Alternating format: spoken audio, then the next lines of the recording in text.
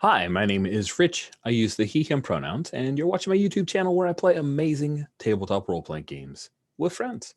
This is the second in two sessions, or second of two, the last session of a Star Wars Saturdays game of Golgotha.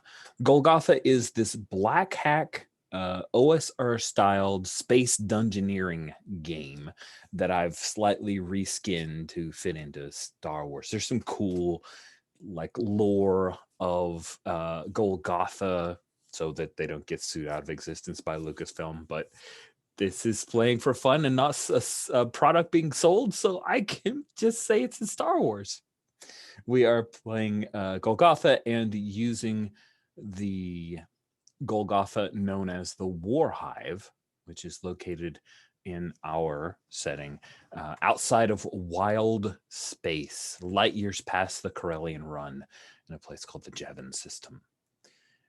So Star Wars Saturdays is this ongoing anthology series that I've been running for over 3 years now, where each month I choose a different RPG. I offer it up to the Gauntlet community of online friends and aficionados of indie, small press, and OSR styled tabletop role-playing games. Folks will sign up for that game, show up, make characters. Sometimes they're making brand new characters. Other times they're bringing characters from previous game sessions and reorienting them into this system. We tell a story together, and this one is one very tight story because we're just doing 2 sessions over one Golgotha, the War Hive.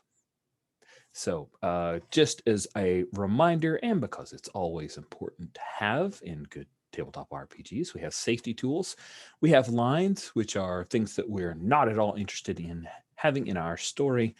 We have veils. These are things that we're okay if it shows up, but if we do, we're going to not shine a spotlight on it. We quickly cut away or do a Lucas wipe, a star wipe away from that particular scene. And then the last is ask first, which means could be okay, but check in as a player to the rest of the players at the table before you introduce this content. I also will do the same thing, and we have a few ask firsts, which means that it situationally could be cool, but really just talk to us first. And then on top of that, we have the X card, a blunt instrument. But as a person who used the online moniker of the Orc Lord, I'm okay with blunt instruments. It's a very powerful safety tool if you hit anything you didn't expect from Alliance and Veils, or for whatever reason you didn't realize that this would bother you at this time, but it bothers you. It affects your fun. It causes you to feel unsafe, whatever reasoning you have for it, and you need it to stop. Just say, hey, Nate, I need to X-card this. I may ask a question just to clarify what it was that was X-carded, because sometimes I may think it's this and it's that. So I just check in, but you don't have to defend yourself. You don't have to explain why. It's probably bothersome enough that you had to X card at all. You use the X card. I trust you as an adult that's harming your fun. We excise it from our play entirely. We may take a quick break. Situationally, I'll just check in. Otherwise, we will figure out a way to excise that from our play and move around it. Won't be a blockade whatsoever. Just take a different path. And we're all creative and wonderful folks. I have faith that anything that's X-carded will not stop our fun. All right. So with all of that out of the way, let's go quickly to a reminder of our characters, and then I'll stick us back into the situation that you guys have found yourself. So Stephen, if you could introduce yourself and tell us about your character. Hi, my name's Steven, and my pronouns are he, him, and today I'm playing Larad Ron, who is a Togruta, whose pronouns are also he, him. Larad is, has some useful tasks, things he can do. He's smart at a couple of things, but he's really just a scaredy cat and, probably shouldn't be around a lot of these, dangerous things, but somehow he's able to make it through so far. And he really wants to find something that whenever he comes back, this might be a great artwork or this might be a great weapon, something that provides him with respect because he doesn't get it normally. No respect at all. Thank you very much. Josh, you're up. Introduce yourself. Tell us about your character. Of course. Hi, I'm Josh, he, him, his, and I'm playing Elisar Targon, also he, him, his. Elisar was at one point in officer school, underground officer school for the fledgling New Republic, but he was discharged because he didn't have it in him. He defected during their first open combat drills, and that's not very frowned upon. So set on his own, and he started leading wilderness safaris basically for tourists to Deveron. Now he is venturing with his younger brother and their nerd guide to try and retrieve technology from the War Hive to try and set themselves up, get a nice place, have a vacation. Exactly. Right now, you still have to split it 3 ways. Who knows how it'll end up? Last but not least, Jeremy, you're up. If you could introduce yourself, tell us about your character. Hi, I'm Jeremy, he, him pronouns. I'm playing Rar Targon, he, him, younger brother to Elisar. Rar was a soldier, just an average kind of guy, and always looked over for things. And he really looks up to his older brother, and that's how he got into the military. And while on assignment and stuff like that, he figured out that you can raid archaeological sites, and that was a little bit more lucrative than just being a soldier. Occasionally less dangerous, although this one's pretty dangerous so far. And so that's what he's doing. And his main drive really is to impress his older brother and kind of move beyond his mediocrity life. Although with the roles I had last week, we'll see if that can possibly happen. All right. So as a reminder, Golgotha is an OSR-styled game. This is a space dungeon. Characters are first level. You have survived through this far, but who knows how things will come out. I am not gunning for anyone in particular. I am running this as it's written, and hopefully we tell an interesting story through that.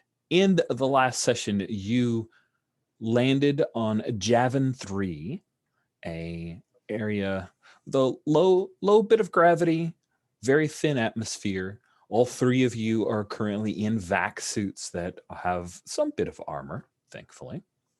You have entered the War Hive. And if you're looking for a reminder, the War Hive tab has that. You started off on the surface level of the War Hive, and you discovered that there was an area where the war drones were developed.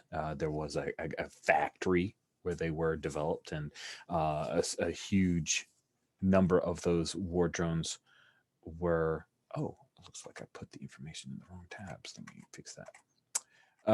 So the war drones where they were stored, but this has been eons, millennia. So none of them were functional. You did find what turned out to be some kind of arming bot or something along the lines, and destroyed it. You went to a hangar where you saw mini attack craft and dealt with some weird ribbon countermeasures. Then you decided to head up, realizing that there was more here. You fought something in the main shaft, defeated it, then rested for a bit and fought it again and defeated it yet again. This time, Larod converted its remaining parts into a functional mount. You headed up the central shaft to the upper levels, realizing based off of Larod's interrogations of the systems that the AI that controls the War Hive, the crystalline mind that you have been sent to retrieve for the overseers, is in the pinnacle of this War Hive. And so you decide to head up towards it. There were a couple of other things that you guys dealt with, like a weird museum of all the various species this War Hive has contained, in some odd writings and the like. But we ended with the 3 of you discovering that during the rest period that you guys took to repair armor yourselves, that the War Hive became active, there was a countermeasure, some kind of security droid that tried to attack you guys. Iris closed that door and saw its needle-like spikes poking through the very, very, very, very tight bits of the iris that it could. And you also discovered that some kind of nanovirus has been released into the War Hive that you're not sure what it would do, but it's setting off alarms and warning you that it is very bad. And I advised all three of you that you have a new usage die for your air tank. All of you are currently at a D8 for your air tank reserve. That usage die will deplete. We'll be rolling it from time to time. And if you roll a 1 or 2 on that D8, it becomes a D6. You roll a 1 or 2 on the D6, it becomes a D4. If you roll a 1 or 2 on the D4, it is out of air. And you will have to make a choice. Do you smother or do you open up your vac suit and take your chances with the nanovirus? So there are ladders that are built on the inside. There's no lift whatsoever, no automated lift to take you up and down the central shaft. You successfully, Larod, closed the iris door to keep that one guardian out. But you're at this point, that virus is in the shaft. There's no way to close the door to keep it from happening. Larod, after this discovery, when LSR shared with you that there's a nanovirus, what do? So I think that Laurent is basically panicking inside of his suit, and he's like, looking at everything to make sure it's all sealed up, and he's like, a nanovirus, what if it's already gotten to us? Are you feeling sick? I don't think I'm feeling sick. And then he's like, our best way to get through this is to go forward. If I remember correctly, the AI is controlling all of this. So if we can disconnect the AI, hopefully all of these squid bots and cactus bots and all that kind of stuff won't come after us anymore. So we need to get going. Yeah, let's keep going up there. I haven't heard anything from the ship for a while either. I'm wondering if we're out of contact with them. Are you referring to the droid you left back on ship? Yes. Cool. And are we going to call it, what do we name that droid? I've got a droid in the NPCs, but that was just me adding a few things. And it's also kind of a really weird droid, so I don't know if that's what you guys want. So if you want to throw out a droid name, feel free. RXST, is that what you named it? Because I see that here in our NPCs as well. Does anybody remember that, or is that was a thing left from a vestigial then? I don't remember that, but I like it. Okay. All right, then that's what we'll call it. So do you want to try to reach out to RXST? Yeah, I think I'll start. Rar will start climbing up because that's the way we said is forward, and we'll call out to the ship. Hey, droid, are you in contact with us? There's a long pause, and then I am here. What do you need? There's some sort of countermeasure us. Are you getting any scans on this thing from the ship? Yes, it appears that we have been scanned on a semi-routine basis.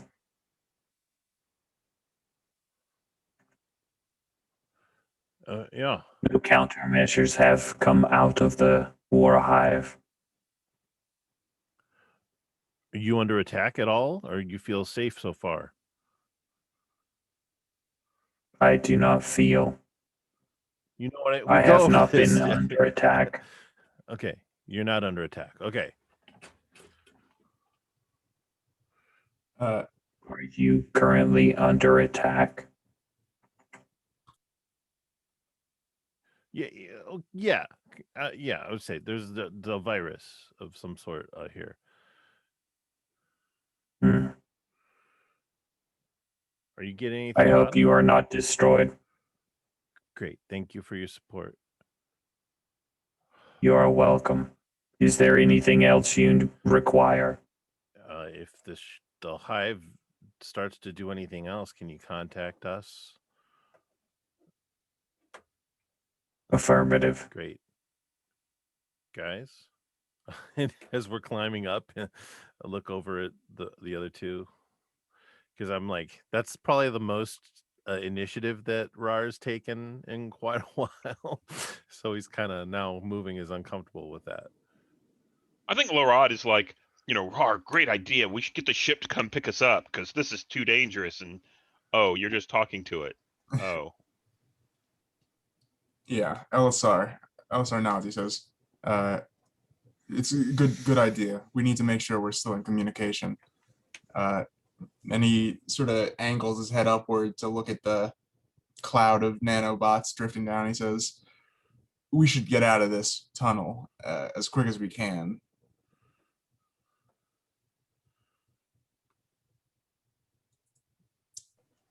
Is there anything Cool. above that looks like a thing to duck into? Well, in fact, if you continue climbing, you will reach the pinnacle levels, and those two areas do look like a place that you could reach. I think, though, what I'd like is for each of you to make a Constitution check. Yay, die rolling!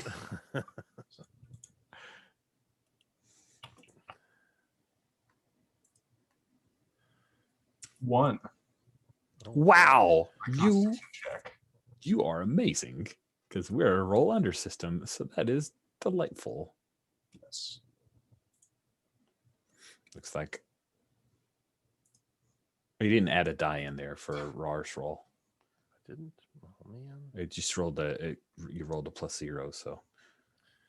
So that's not a good one. Oh yeah, nice. So it looks like Larod, who has a surprisingly good constitution for a nerd guide.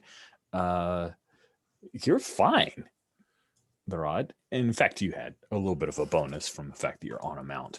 Rar, though, you're feeling rough. I need you to, because of that failure, I need you to roll the usage die of your oxygen. You are huffing. What? Roll. There it is. 8. That's fine.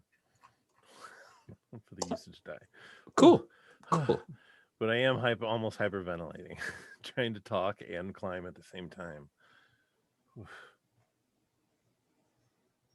when you reach the top, you see that there are 2 doors irised closed, one to your left and one to your right. What do? They both look the same. From Larod, from your scan, there were no notifications, but those 2 rooms were equivalent in size. and I think that Lorad, whichever side he happens to be on, and whichever panel looks easiest, he's going to go for that one. Let's say it's the one on the left. He's just been climbing up because I think we were close to room 10 before. Mm-hmm. He's going to go on up, and he's just going to try and open that door so we can get inside, and everything will be okay then. You bet. I think Elisar is sort of lodging himself in the ladder, and taking one hand off of the rungs to pull out his pistol. After all of the stuff he's seen come out of these irises. All right. So, Larod, you start to engage with your data pad, and you haven't even entered the key sequence when the door irises open very quickly, and you see a fully active one of those war drones from earlier. It's bigger than a horse, multiple legs and arms and a thick exoskeleton. You see that this one has been altered and it's armed with these like spurs on it. And yeah, it reaches out for you, Larod, with one of its like spidery legs and snatches you up off of your mount.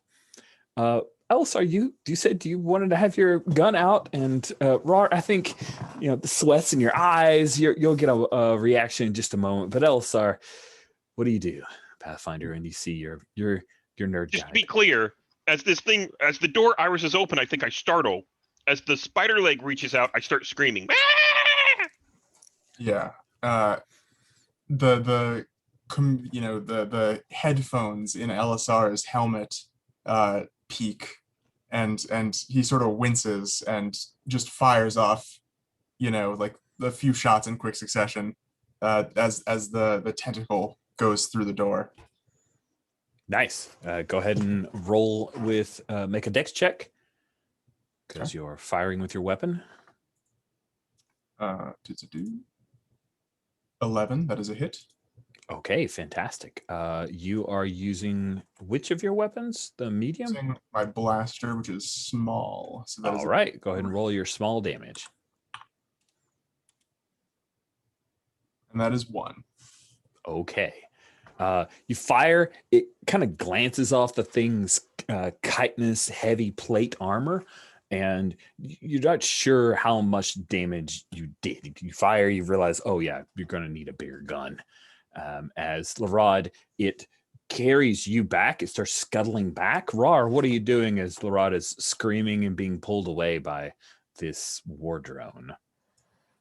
In the wake of him getting pulled up, Rar is leaping up after him and has his assault rifle swung up from where it was slung on his shoulder and is going to attempt to just blast this thing if he can.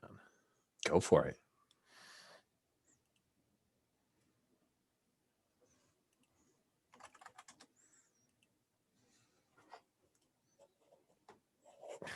No, he can't. He can't.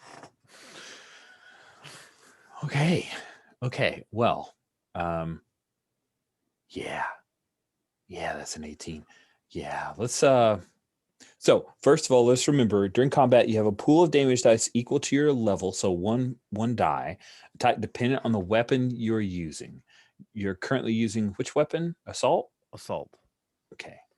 So you can assign that to a target within line of sight. You just roll the attack against each target separately on a hit roll, all the damage dice assigned to that target. So that is weird. I want to make sure I understand it. So you do need to still hit. That stinks. So you have one bonus damage die because you're level 1. Yes. And yeah. So I guess you'd be able to roll a separate attack roll for your bonus dice, but I think so. Or is it just the attack roll that counts? Each die assigned or you do double damage. Yeah, or it might, or is it you assign the dice at the beginning of the combat, and then if you attack that person and hit, it gets the extra dice? Maybe? I'm not sure how you would interpret that rule. Yeah, and it's not talked about any other part in Golgotha. It just assumes you understand what it means. So let's come to a quick determination. Do we want to just say if you hit, it's double damage? I think that makes sense, but I think I would have to indicate that I am trying to use the pool. Okay, the damage so pool.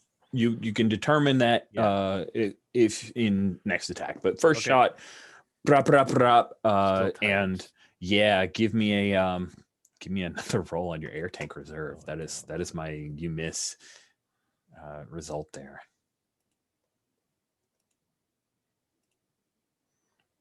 Another 8. You are so good at air tank reserve. I hope you roll damage of an 8 when you get your assault. My tech is good. Cool. Larod, you've been screaming so much that I think it's time for you to make an air tank reserve as well, and then we'll roll into our next round. Okay. 6. I can't believe it. Oh! Cool. So in this game, the way it says to do initiative is like you're rolling dex. Are you guys cool if we just determine that your dex is kind of your order, unless people want to do something funky like wait for stuff? I just figure it'll be faster that way, which means that Josh Elisar would go first. So this thing has scuttled back into this large room, which appears to be some kind of secondary war drone assembly area, but it's the only war drone that has been assembled. It looks like a bunch of different war drones were scuttled to make this one larger war drone. And it's dragging Larod away. Hasn't actually attacked him, even though the thing is festooned with weapons. I just like using the word festoon. Sorry, it's one of my favorites. Yeah. Is it, now that it's dragging Larod away, is its attention totally gone from us? Nope. It's doing the thing of like, I've got my precious, and it's like aiming guns at you guys. You just happen to be a little faster than it. I see. Cool. I think that well, I have some salvaged thrusters that I ripped out of those attack craft on the hangar. That's true. And I think that Elisar is gonna take the thrusters off his pocket, and he's gonna point them at this thing and turn them on, to just try and create like a ricochet in the room, and make it hard for it to exist. Interesting. Okay, cool. So just making sure what let's say that you're effectively using this thing as some kind of attack, right? Yeah. We'll call it a medium class weapon, and while it may not physically hit this thing, the damage you're attempting is to weaken its capability. So let's have you go ahead and again make another dex attack to aim this thing appropriately, and let's see how it goes.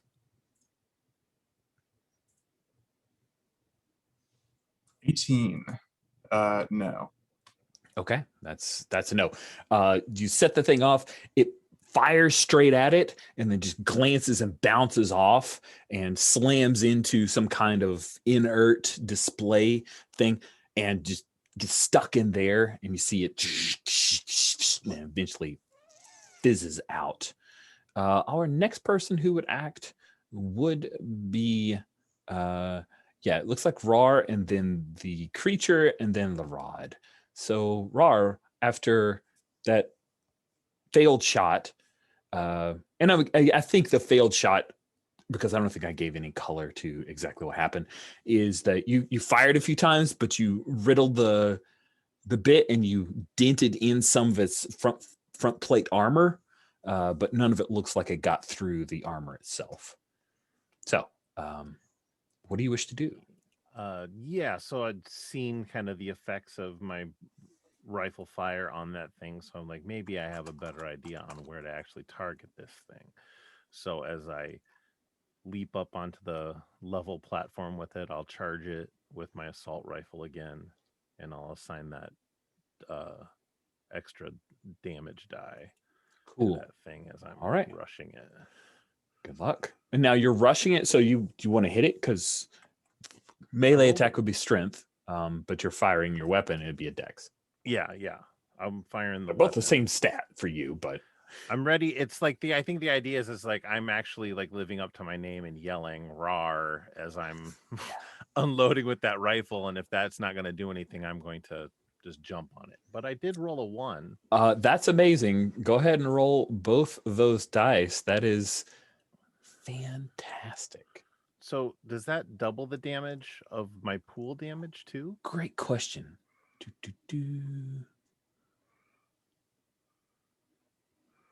So there is a benefit for a critical hit. Critical hits, sorry.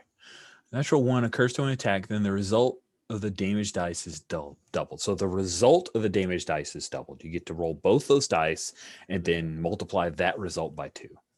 Great. This could be devastating.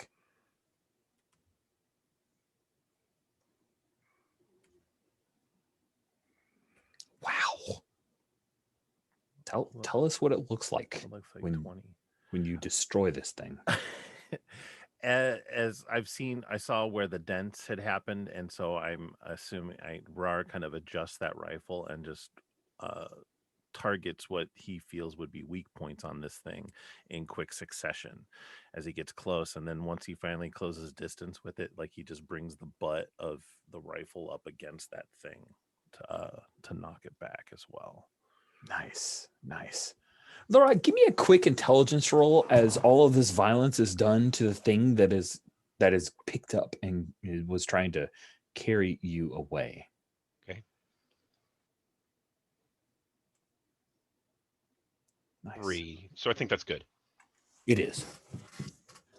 One of the things you notice in your panic state is that this thing, when Rar starts firing at it, it angles its body to try to present more of the metal plates and everything, but it moves you behind it in its last moments in a protective gesture.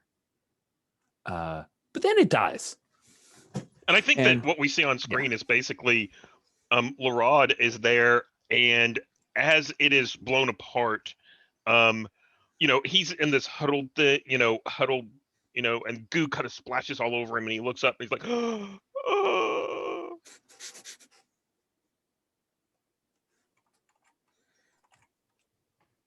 Yeah. So the rod's lying there in a pool of white viscous fluid as the thing is sparking. And again, per the rules of Golgotha, you've taken it down to 0 hit points. I'm assuming this thing is trashed. It feels like the amount of damage that you did in a critical that it is, but I wanted to check in because you do have that option. I think it's definitely not moving anywhere. It could be possible that its computer function is still available. So then what we see basically is you've slashed through it. It kind of splits into multiple pieces, and like this chunk falls to the ground. Yeah, like its head, where we assume the thing. It's like Bishop after he got cut in half by the queen or something. You can still access him. And so as I'm not even Rar isn't even looking at the thing at that point. He's has his rifle scanning around the room and the doorway, waiting for more attacks. And just seeing what else is in this room, ready for more. Elisar also climbs into the room, unshoulders his carbine and is looking around, making sure that there isn't any other threat present. Cool. As the two of you are scanning around in area 11 of our pinnacle section, there are a couple of things that you notice here. The first is that you find, yes, it's obvious that something pulled apart a bunch of different war drones to build this larger version of the war drone.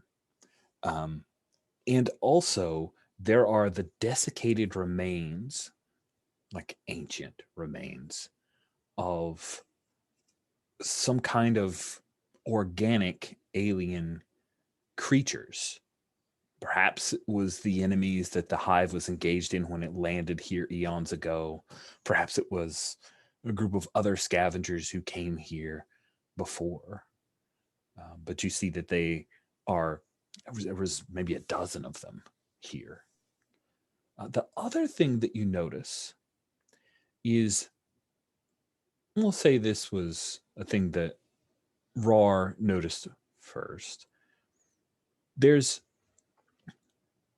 a pool At first, it looked like a shadow, but there's a pool of black liquid that floats just this far off of the ground.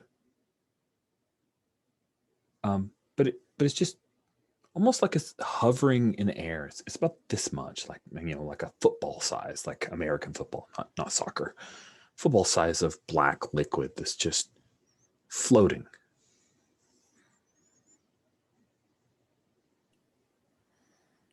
If that's the main thing that he sees, that's what Rar sees mostly as a threat at this point. So he has his rifle on. It's freaking weird. And calls attention to it with like a hand signal that his brother would recognize as this, a target possibly over here that I don't know what it is.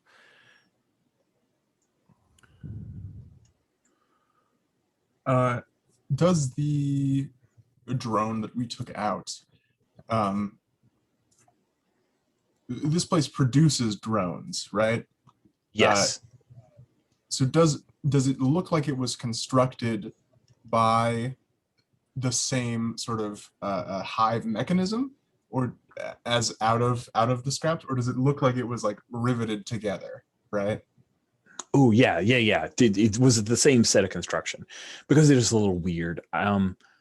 So without a roll, I think from a cursory look, all the parts look like the parts of the war drones you saw before, and it doesn't look like someone used different tools to put it together.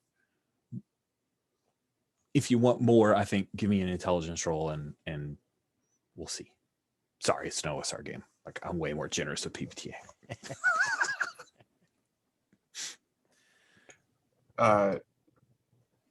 LSR raises that question, I think, out loud. He sort of murmurs that, but he isn't gonna investigate. He's not a robotics expert. So can I, if you don't mind, can I suggest, basically, I think Lorad is basically cowering and shivering there for a little bit, and as the two of you pass, kind of covering everything, very militaristic, we got to cover the room and clear the room. I think someone kind of pats Lorad on the shoulder, and he kind of starts a little bit, and then I think you can ask him, time to get to work, Lorad, right? We didn't bring you for nothing. Yeah. LSR asks Lorad, he says, do you think this was made by the same factory line, or do you think someone was in here scavenging? And I think so Lorad will look around and try and take the pieces and figure out exactly what was going on with this drone that we saw. So Ooh. I'll roll a d20. Let's go ahead and have you roll 2d20 with the two of you guys kind of working together. LSR providing what he's already noticed. So he's helping you. So you get to roll with advantage. A 9 and a 5. So yeah. Both of those are success. Awesome. You realize that this war drone was cobbled together quickly, and it appears that it was done just from the fact that there's less dust recently. It's as if something put this thing together with what parts it could to make the biggest possible guardian as fast as possible. Okay. Are the pieces old? So yes. It's been put together recently, but it's sort of like it went through and found the pieces that were still functional, that didn't just fall apart, and took those pieces and put them together to make exactly. It's like somebody had a bunch of war drones and picked all the pieces that were functional from the remnants of all these non-functional war drones to make one that would do stuff. And I think so. Lorad says out loud, I can't believe that it didn't kill me. I mean, it seemed to be protecting me, but maybe it confused me for one of its, masters or something. I don't know. I mean, he starts looking around at you said there were desiccated corpses here. Mm-hmm. I mean, I think Lorad is like trying to compare those to the list that we saw before. Yes. Is Lorad still riding that mount around as well? So, just for color, I imagine that mount was programmed to just kind of, follow Larod as far as, so like, God.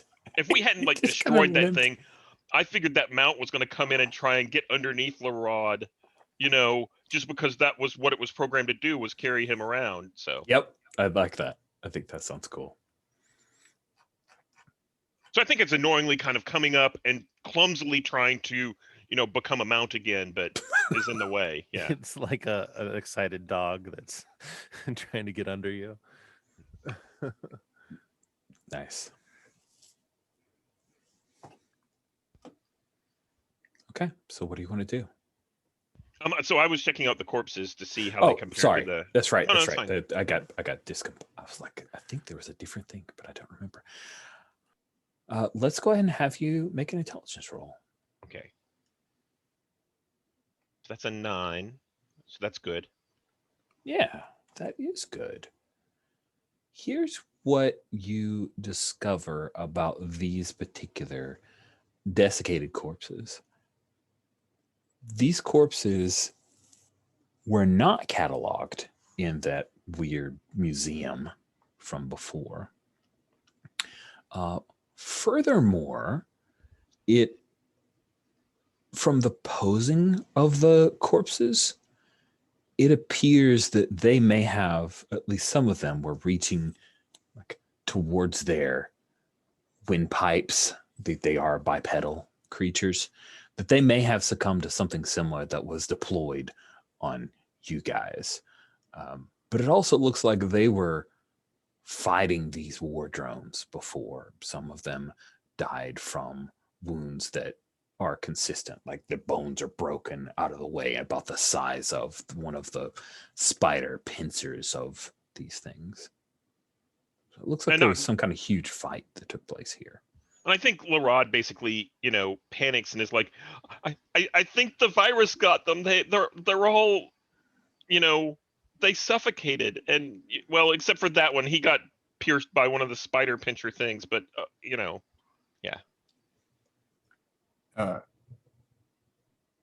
LSR nods. He says, well, keep calm. Don't breathe heavily. All right. You want to keep your oxygen supply as long as possible. And LSR, has Rar been focused on the floating pool this whole time? Yeah, he's listening in with you and checking in occasionally, but that's where his focus is, to see if it's. It hasn't moved. I mean, it has moved in that it's a liquid thing that is just floating there. You don't see an energy of any kind that's holding it in place, like a force field. Like if somebody put a force field around a black liquid, that doesn't appear to be what's going on. It just has different properties vis-a-vis gravity, it seems. Yeah. LSR sort of looked at it. He says, look, whatever that thing was, it was trying to protect something. It wouldn't have been here if there wasn't something important in this room. And he goes over to the RAR by the pool. He's looking at it. He crouches down. He looks under it, and But he's just investigating. He doesn't know. He doesn't want to touch it. As you're getting closer to it, Rara's grabbed like a discarded bit of drone or whatever. It's ready to put that in between you two if it makes a move. Okay. So what, I'm sorry, tell me, I just glanced down, so I didn't hear all of what LSR said. What did you want to do with the black pool? Okay, well, are there any control surfaces in this room, right? There appear to be a few ancient control surfaces. There was the one display that RAR fired through, but you could still try to get it up and working if you wanted. Probably Larod would be your best bet to really interface and figure out what's going on. Yeah, LSR turns to Larod. He says, look, the gravity in this place has been all off since we stepped into here. This has to have something to do with it. Can you look at the tech here? See if you can do anything? Yeah, that sounds great. So I'm gonna so Larod is gonna, I think Elisar said he was inspecting and looking around but not touching the black ooze. I'm gonna do the same thing. So is it connected in some way to anything, or it's just a ball? It appears to just be floating in space Okay. near a shadow. It hasn't moved from the point of the combat or anything that you've done as you're staring at it. And I think Larod says, well, this could be the AI that we're looking for. I don't know. And he goes and he starts, looking into the computer to see if he can, download a history, see what was going on, all that kind of thing. Cool. So I think you will be using your data mine talent. Yep, that's So what I was you just make looking an at. intelligence roll, and then you have your +1 from data mine, so you can roll against a 14 instead of a 13. And I rolled a 16.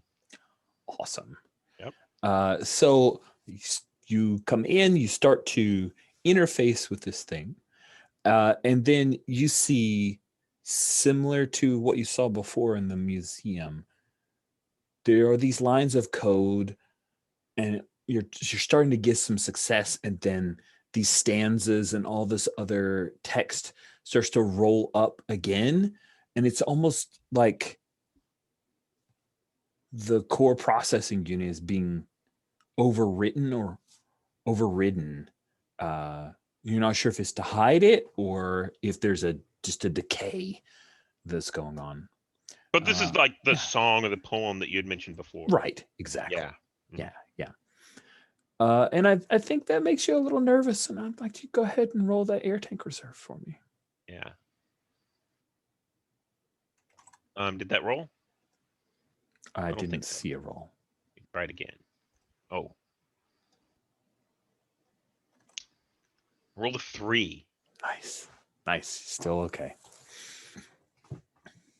Cool.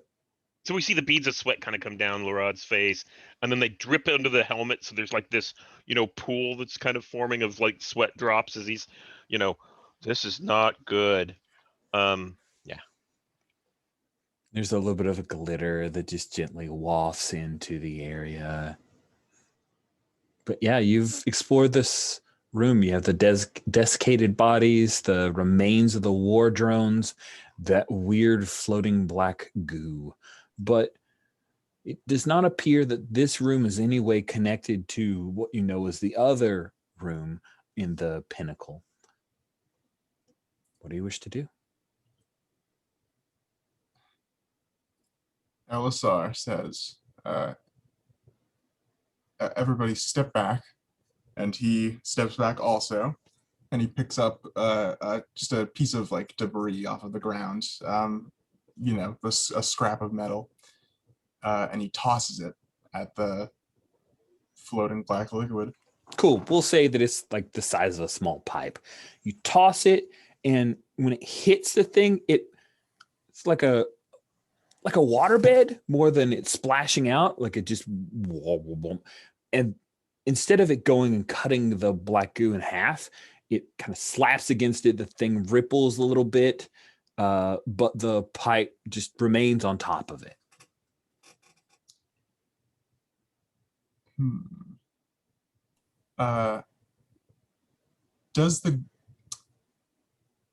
When we were closer to the goo, did we feel that there was any sort of like attractive force acting from it? I mean, you got vac suits on. I'm not sure how you feel that, but no, you didn't notice it. Like, I don't think either of you stuck your hands close enough to it to really feel. So, okay. So I think Larod, stupidly, I think we probably brought all of these like containers or something like that for the crystalline AI mind.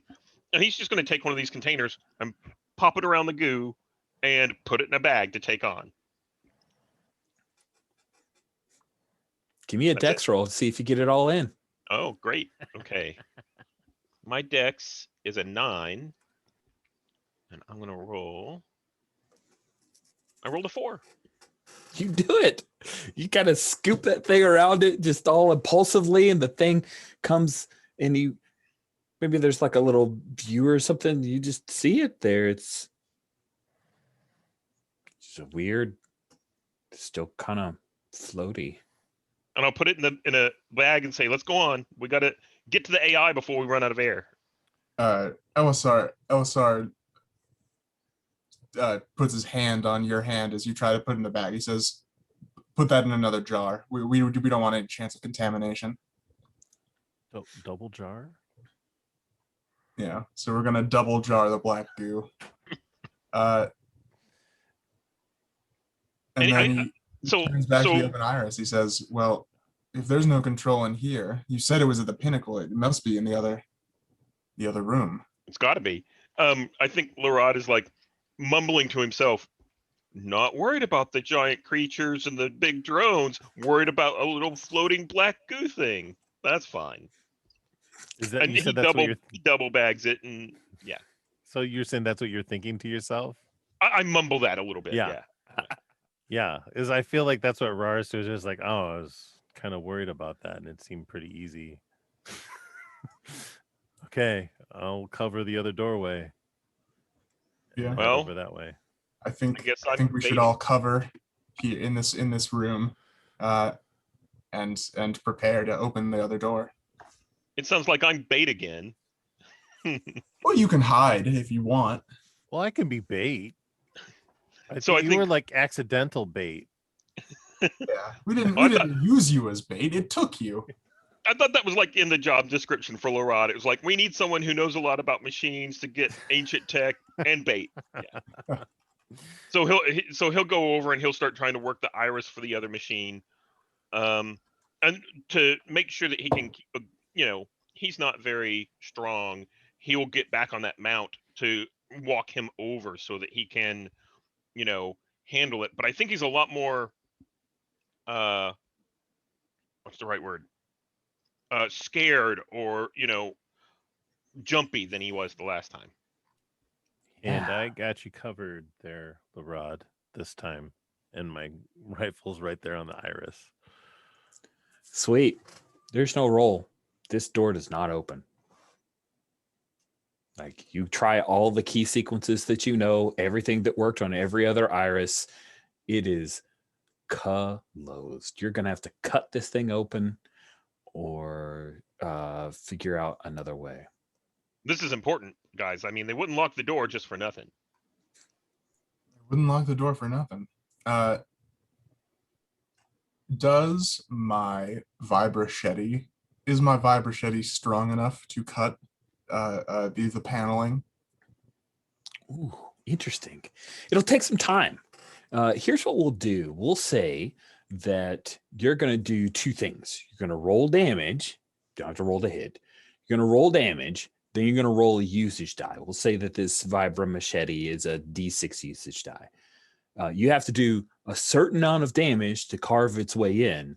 And if your usage die goes down to nil, it broke before you're done. Feel fair? It's a lot of die rolling, but I'm kind of curious how it will go. 5 and a 3. So does not degrade, and I do 3 damage. Okay. 3 damage. Good. So you reach in, you feel it started to slice in a little bit, it's chipping. There are a bunch of this, and it's a weird kind of metal. I don't know if you guys have ever seen Farscape, but like it has this bronze kind of cast to it. This looks almost porous, but it's still. It's hit the next one. Does not degrade, and 2 damage. Okay. And you can see it started to chip away a little bit more. You're trying to stay within the groove of that iris because you figured that's a fissure that you can work on. It does degrade, and it does 2 damage. Okay. And there's a few chips now, and you can almost see like a pinprick of light through there, like shining through from your helmet, nearly through. But yeah, your machete's not doing great. Does not degrade, 4 damage. Okay. And then the last bit, you finally shear it through, and you're able to kind of slice in around that iris and cut the triangle out to where you guys could crawl through. Not sure if Larod's spider thing would get it through, but maybe, if you want to keep going, maybe you can make it a gigantic thing. There are moats the light casts through, you see all these little motes that kind of float up in this area. It's been sealed for quite a while. Yeah. LSR turns off the vibrochetti, and he looks back. He says, "There's a way in," and he starts squeezing through the triangle. Okay. Larod is going to be like, "What do you say?" Yeah, LSR will describe the room as he is pushing his way through the aperture. Cool. What you see is that the room is dominated by there are all these like, oh God, I'm pulling from really old shit. Sorry. Movie Brazil. There's a section where there's like all these, not cables, but like vacuum tube type things, like dryer tubes, all these other things. Like that is the impression that you get from all of the things that are suspended in their different angles, different lengths and everything, all hooked into this very delicate looking machine. It's a crystalline construct, reminds you of a flower.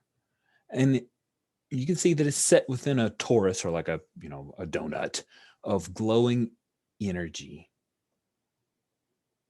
And as you enter LSR, you hear like a click and then a fuzzy sound. And this very alien voice comes from several areas within the room and echoes out like Larod, you guys outside, you hear it as well. And LSR, I think you need to make an intelligence check.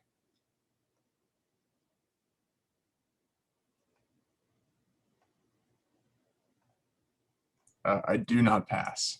Awesome. I think you need to roll a d4. Okay. 4. Okay, so that's terrible. So here's what happens. This thing starts making noises through different areas within this room, and it almost feels like when you were a child, LSR. Which of your parents was the strict one? I think our mother was strict. So it almost feels like when your father would try to be strict. If was there a father? I'm assuming. Let me ask. Yeah, sure. Cool. So for at least some part of your life, there was a father. When your father tried to be strict, how it just didn't sound right. Either he couldn't pull it off, or there wasn't that respect there, or he just came on too hard. It never helped you learn anything. And that's the feeling that you get. And then a headache starts to come on as this sound just keeps happening. And you take 2 hit points of damage. Okay. It's just like that one of those kind of migraines that you start to see little stars before your eyes. Your head hurts. Your tongue like doesn't taste right. Yeah, LSR sort of slumps down, leaning against the wall. He's trying to clutch his head, but there's the big bubble visor he has, and it I think that Rar and Larod can sort of hear him just sort of start like groaning when before he had been trying to like there's a crystal structure. It looks important. It looks like some kind of core, and it just sort of falls off. And Rich, you said that we heard a little bit of those voices as well echoing out there. You do. Yeah. So with you hear him not, with LSR not exactly answering in those voices, Rar is going through that hole as quickly as possible. I think as soon as we hear the voices, Lorad, starts hitting his pad, starting to record them. Nice. Very, very cool. So, Rar, you make your way through. You find LSR. You also now need to make an intelligence check.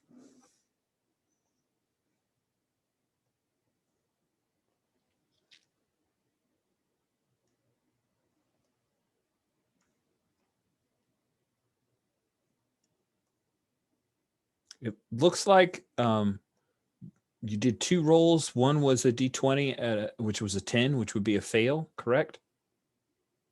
And then the other one was just like a D0. I'm not sure what happened there.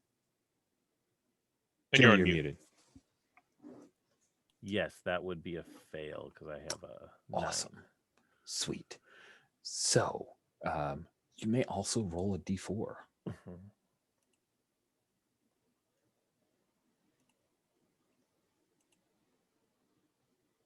2. Okay. You take a hit point of damage as a headache starts to come on for you as well. It's the same kind of feeling, that discordant sound of someone trying to communicate to reach out to you, but there's a frustration that's pushing it as well. There's almost like the record is skipping, and so the music is not very pleasant. Mhm.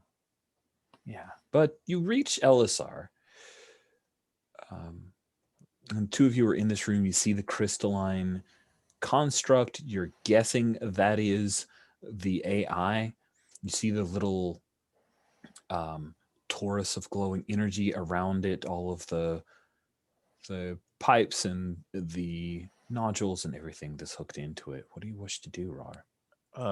As I'm giving LSR a once over physically to see how he's doing, I call back to Lorad. Is like there's something's attacking our minds in here. You maybe hold your position until you can get more info. And I think that Lorad says, "Great," and he tosses in some cables and says, "Hook me up to the system in there. I'll just wait out here." So Rar and LSR, the 2 of you will be acting with disadvantage while you remain in this room. Okay. Yeah, I think LSR feels Rar's hand on him. He manages to get back onto his knees and get up. And then the cables come through the hole, and he grabs one and he says, "All right, let's look for an interface. The crystal is the obvious place to look, right?" Yes. So Cool. Give me an intelligence check. See if you can find a free port of some All right. kind. No. 14. Okay. All right. You did While say, they're doing "Let's that, do it." I'm sorry. Go ahead. I was gonna say you did say let's do it, so I'm assuming I'm working Yeah. with you to do that. Yeah. Okay. Rar Well, if the has 2 of the you guys work together, then you can just roll a single D20.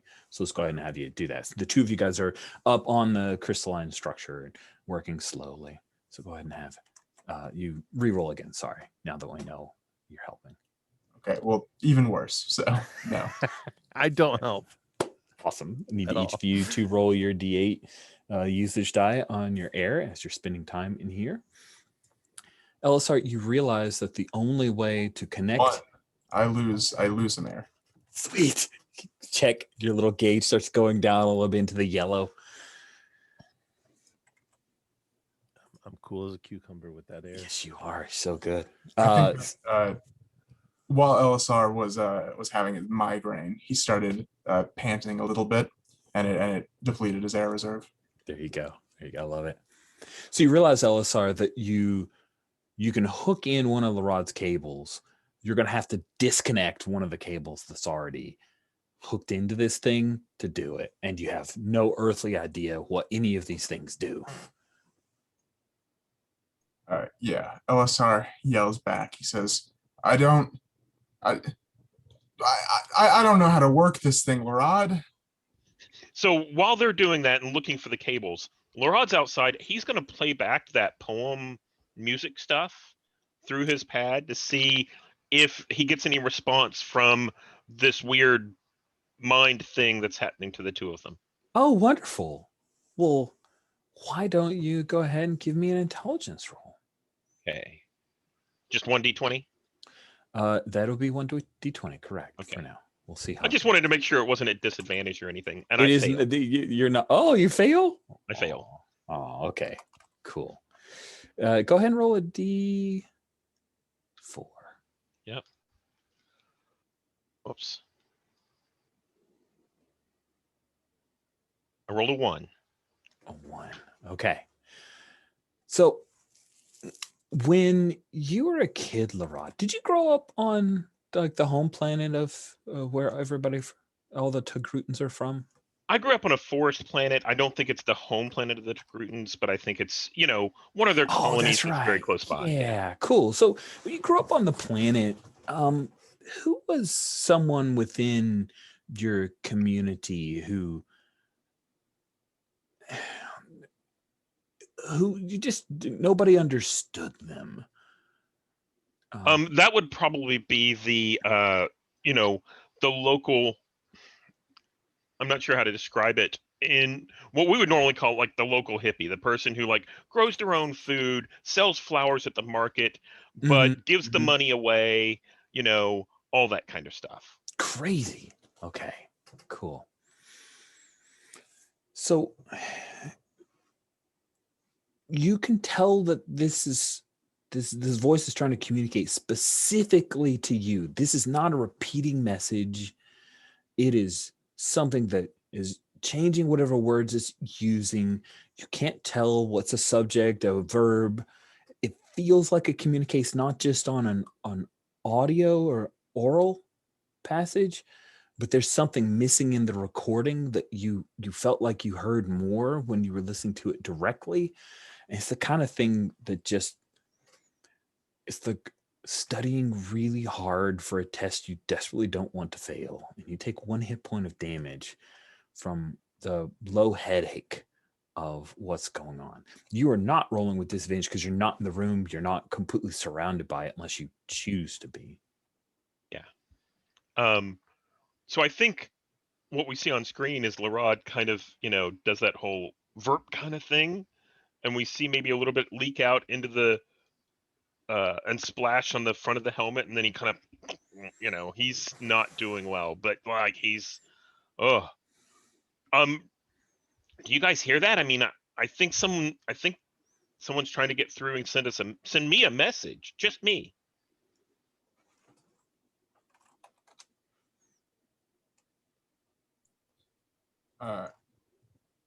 Did we hear it? I mean, you hear the same thing that you hear before. He was listening to a recording of stuff from moments before, so nothing different from what you're already hearing. By the way, this thing's still making noise in this room. It's the crystalline thing is still like the pulse of energy is going on. The crystalline itself glows. The whatever audio devices are in here still making noise. So, and I think that's about the time that you hollered back and said, I don't know how to do this. I don't know how to hook it up. Yeah. So I holler that back, and that's when Laurent hears it. And I'm not gonna wait for him to respond. I put down the cable. I turn off my. No, I don't. I put down the cable and well, it's a sound, right? So we can hear where it's coming from. Are the places where it's coming from plugged in? Is there a way that we could disable them? Oh, yeah, absolutely. Give me a let's use the same methodology for dealing with countermeasures. So you can disarm countermeasures. When they would trigger a countermeasure, you make a retroactive wisdom to notice the trigger, but you've already got that. So you may make an intelligence attribute test to disarm the countermeasures. Let's have you do that. Okay. It's still a disadvantage? It is still at disadvantage, unfortunately. Got it. 12, unfortunately. Okay, and your intelligence is a 10. Yeah.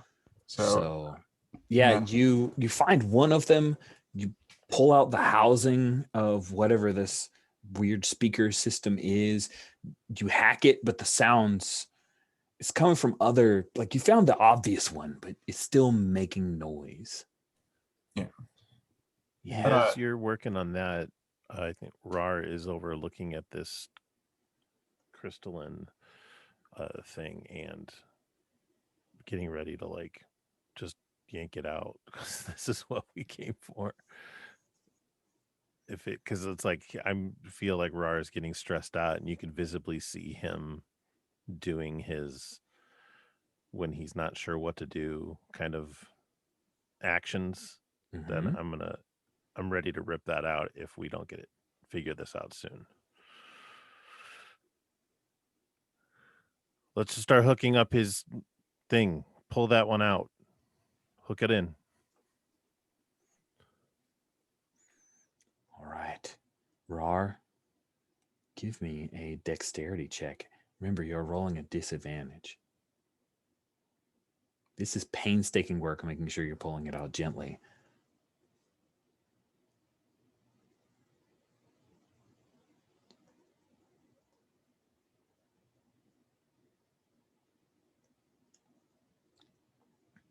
Okay. So you have to take the worst of those two, which is the highest, the 17. Yep. 17. So you pull this thing, you pull, and when you pull it free, you see that there were like pieces of it that were still moored or attached in, and you've just kind of cracked it, pulling it out. The torus of energy dims a little bit. Larod, your data pad, like you start getting little warning messages. The three of you all hear a low rumble coming from the floor, and the entire War Hive tilts just a few degrees for a second. And then you hear the... And where you're at, Larod, because you're like in the shaft on the little thing, you see some like dust and particulates start. This place is falling. Always the worst case scenario for me. Always the worst case scenario. Elisar turns back from the speaker. He says, falling? He is panicked. The sound all dies. All the sound, the speakers, everything. It just, and your headache's still there. Like the hit point damage you took is there. The headache's still lingering, but that sound's gone, which just immediately, like you can feel your neck relax a little bit. But yeah, and it's not good. Elisar, the sound shuts off, and Elisar looks up. Are the lights? Are the control panels still lit also, or have they also gone dark? It appears that whatever is fueling this thing isn't just the construct. So there is still light. That torus of energy that was around it, though, it's continuing to dim, and you can see it's gone from before like a donut tire this size to where it's just like a thin line of light, and it's about to wink out. But there are still occasional, remember it was that like purplish color of the floor panels. Some of those are still lit. Yeah. Elisar is going to take his vibra-chevy. He's going to turn it on, and he's going to say, we need to get ready to evacuate. And then he's going to wait for the light to blink out fully. And he's going to try and hack off a piece of crystal for the road. Cool. Okay. Yeah. Let me make sure positioning what all was going on. Mm-hmm. Rar pulled the crystal out. There are some pieces left, and Elisar is going to hack off some of the pieces that are left. Is that right? There are two different things. So there's the crystalline itself. Part of it broke off. So imagine you had an icicle, and part of the icicle is still stuck to the roof, and you've got most of it. But there also around that was this torus of energy that is winking out. So yeah, to reiterate the question, what does LSR want to chop up and take with him? Which one's still? So do they both still have the light around them, or? Oh, it appears as you look closer, the crystalline itself has lost, like it's just reflecting light. The little torus of light is dimming and losing light, but it was producing light. And Okay. if you're like looking at the crystal that Rar's holding and you're hefting your machete, Rar's going to kind of turn away. Like, This one, bro. This yeah. Well, we can't carry the whole thing. It's too big. So I think I'll take some of ours. You know, I think it'll be easier to hack it off of the one that's already broken. Okay, cool. So the two of you work together, try to put this thing in one of the like protective bags that you had brought that the overseer sent along with the agent. And you start making your way when you hear several more rumbles and sounds of explosions, and the whole place starts to shudder, and you guys are like pitched forward for a minute and land on your knees, but you still got the thing. And I think that's the point where we break for commercial. This will be our mid-game break. So we had gone to break with the War Hive itself. There were some more explosions that happened. You hear it coming louder and closer. And Larod, your mount, one of its little tentacles seems to lose a little bit of friction on one of the rungs. And for a moment, you start to slip until it recatches and reattaches itself. LSR Rar, the two of you were carrying the crystalline thing out and had been thrown down to your knees for a second. But yeah, this thing is not, the War Hive is not long for this world. So what is it that you wish to do? So I think Larod realizes he had made that really astute conversation before, like in order to get rid of all of the, robots and drones and, all that kind of stuff, all we have to do is get rid of the crystal because it's controlling it. And then something in his head kind of realizes, oh, it's part of the mount too. Oh, crap. And he starts trying to scramble off the mount and kind of get a hold of a ladder so he can get, a hold of something.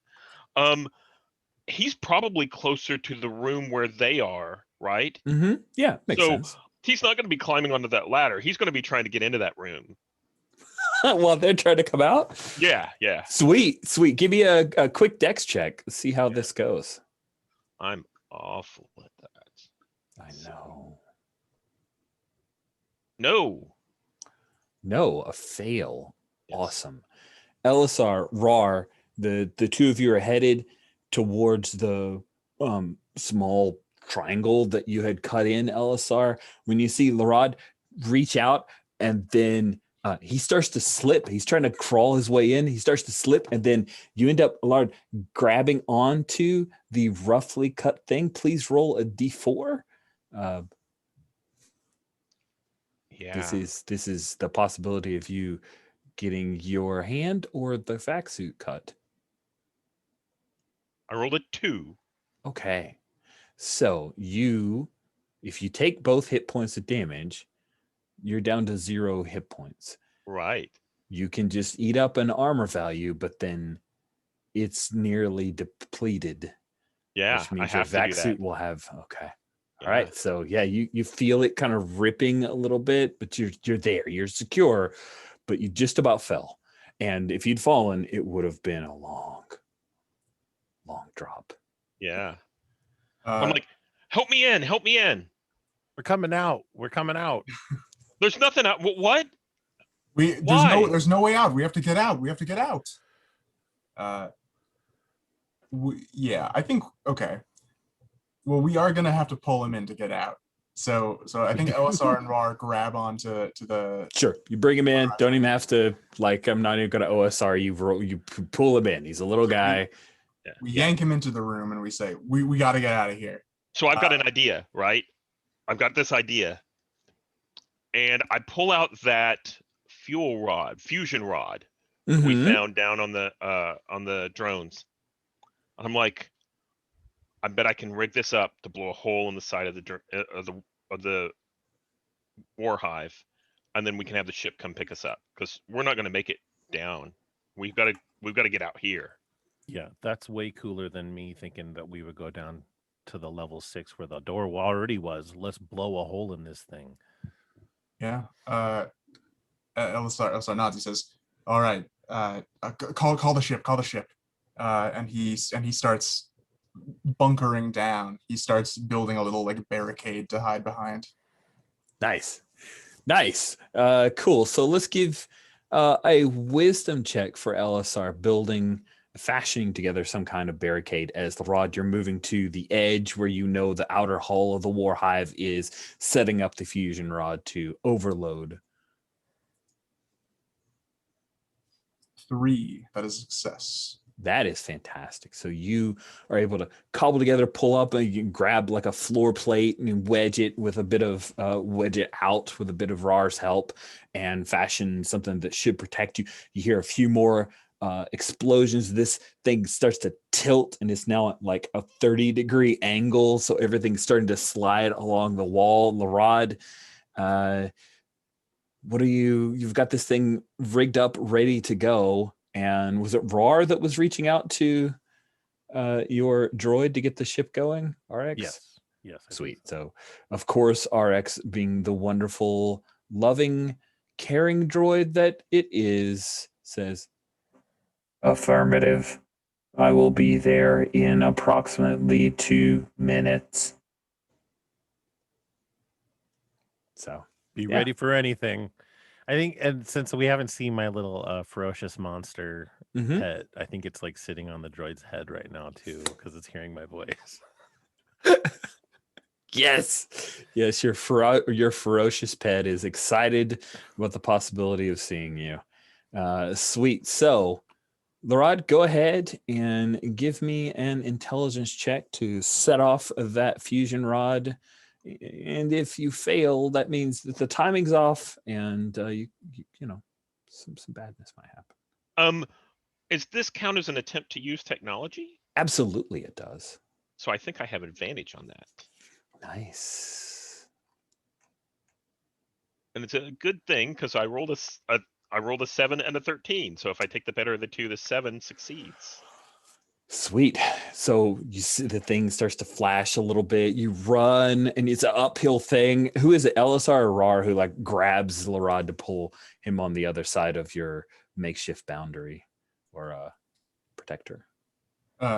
I think LSR is shoring up the edge, and he notices that Larod is just standing out in the middle of the explosion. He grabs him and yanks him. Sweet. There's this explosion from the fusion rod detonation. It goes both ways, right? So it's going to shoot out over the surface of Javin 3, but there's also that explosion that blows back on you guys. And there's that weird bit because the atmosphere is thinner outside than it was before. So you feel a weird pressure. You're in vac suits, so it's not like your ears pop or anything like that, but you definitely feel it. And then this War Hive starts to move, and it's starting to slowly fall. So you have a hole to get out, but it looks like the ground is coming towards you pretty quickly. Rar, what do you do?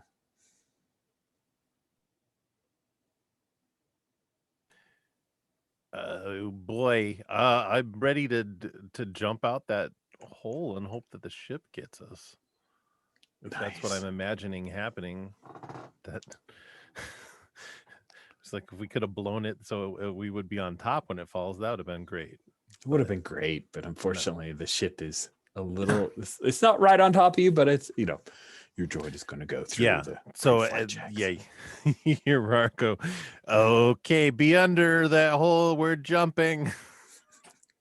Nice. It just starts running for the hole. Sweet. LSR, after pulling Larod back, the explosion happens, the War Hive starts to fall. What are you doing?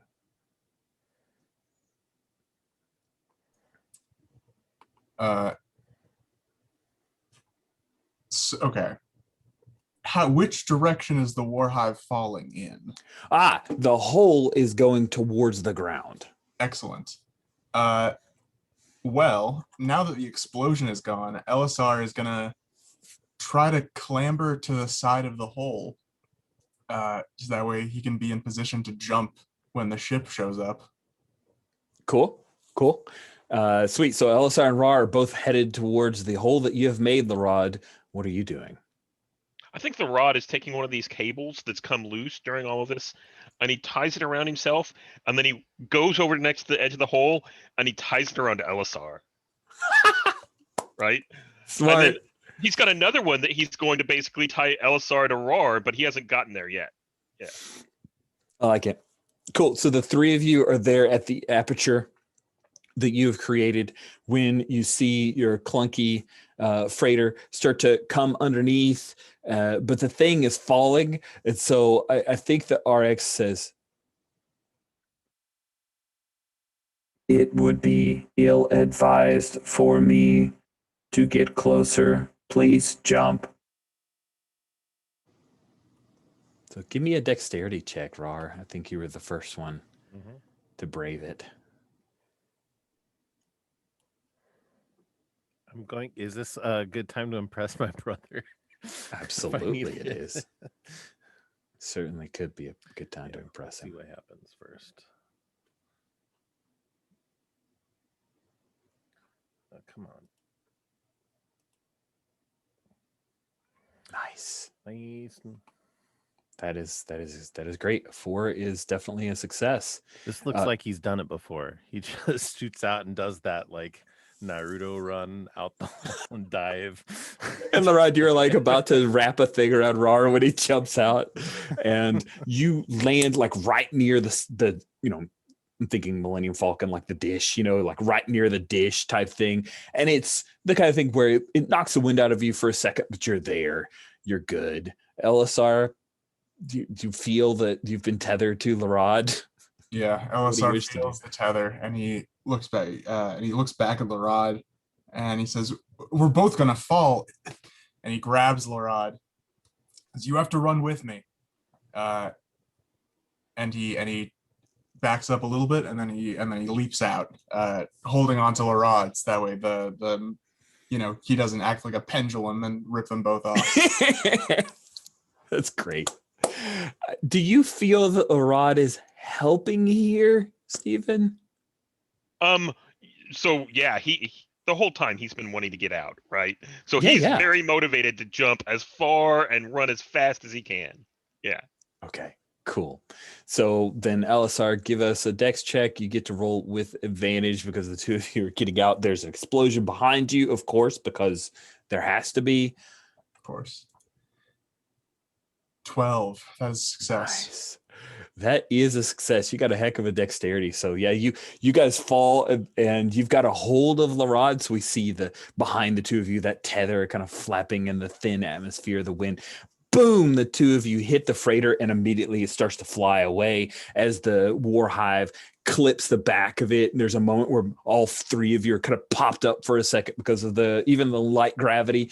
But the freighter just kind of wobbles a little bit before it gets away, and you see the War Hive boom hit, and there's all this dirt and dust. It's almost like mushroom cloud type amount of dirt and dust and everything that's kicked up by it. And then there are several more explosions as this thing, perhaps it was the removal of the AI, there was something set to make sure this thing was no longer functioning, and it is just gone by the time that you guys are able to scramble inside of your ship and look out of any kind of viewport, or maybe you've gone up to the front and Rar, your wonderful little flying lizard thing, like hug tackles you, tries to glomp you, but luckily it's small. So yeah, it grabs onto you guys. And yeah, what is it? LSR, I think you were the pilot. So what do you do? Yeah. So LSR, rolls onto the. You see the landing pad sort of raise as they land, and they roll into the bay, and LSR climbs up and he starts going to the piloting chamber to take over. and he stumbles because he still has the tether clipped to him, and he rips it off, and then he gets into where RXST is controlling the ship, and he sits down in his chair. He says, "All right, we got to get out of here," and he yells back to everyone else, says, "Strap in," and he turns on the throttle. Nice. Sweet. You guys turn on the throttle and you get away as secondary explosions go off. And not only is the War Hive destroyed, but there's a good quarter mile that is a black tar by the time everything is cleared. And you guys are able to make your way off of Javin 3.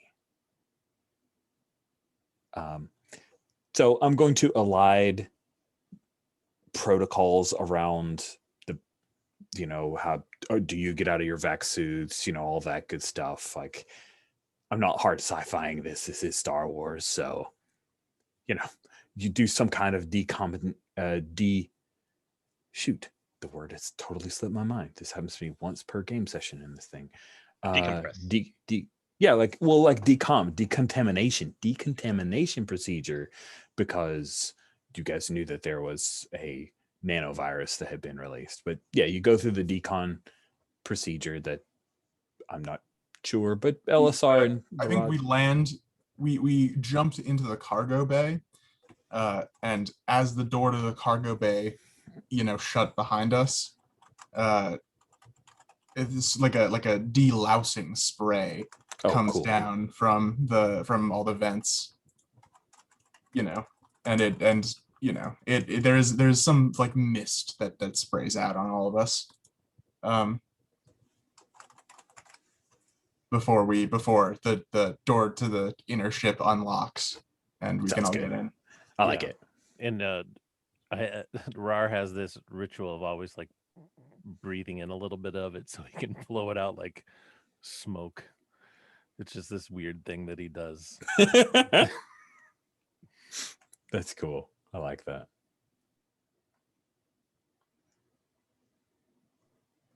So, yeah, you guys go through the decon procedure. You're on the ship. Before you had your scheduled meeting with your contact on Lamared, you know that Xenia, the agent, will be there waiting for you to deliver this thing. What do you do? Oh, Larod basically barely strips off his vac suit before he just collapses in his bunk. He's like, I'm done. And I think that little bag of other things that we kind of brought along, including with the black goo and all that just gets dumped in the cargo area. Very little thought about it. He's like, oh, I can't believe we made that. We made it out of there. That's just, and just kind of rolls over in his bunk. Nice. So are these bunks like all like part of a common room area, do you think, or is this like a separate room? So are we having like this kind of group conversation as you're laying down in your bunk, and then there's this? I think this is actually in the hallway, and the bunk is actually like a little alcove. Yeah. That's got like a bedroll put in it, and maybe there's a blanket up for a little bit of privacy. Yeah. Okay. So like we can hear you. So it's like if we have like a group scene going on there too, then it's more like, well, we've always made it out so far. I think we've had some tighter scrapes. And I think that Larod's like, that scrape seemed pretty tight to me. I mean, jumping from a collapsing building with nanoviruses, it was too close. This is. Are you done? Oh, you mean am I quitting? Well, we'll see how good this crystalline AI stuff pays off. Maybe we can get a little bit of extra for the black goo. LSR comes out of the cockpit. This is a small ship, you could hear, but he comes out of the cockpit. He says, it was a close scrape. Let's not kid ourselves. But look, no other scavengers can get into that thing. That raises our price a lot. Oh, yeah. We all have our talents. I'm glad you can spin this that well. Yeah, I don't think they're going to send us in for any delicate operations. But Look. if they need something demolished, we can handle it.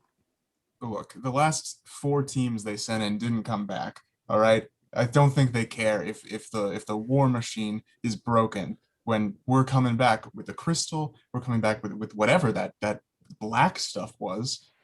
Look, I think that this is they have a high standard for collateral damage. I've worked with them before. Well, I'm going to take stock of what we pulled off of that ship, because it looks like we're only coming home with what, a thruster and some black goo. Thruster, black goo, and the crystalline thing that you're rather sure is the AI control. And our lives, right? We're coming back with our Yeah, lives. sure. There's that. Yeah.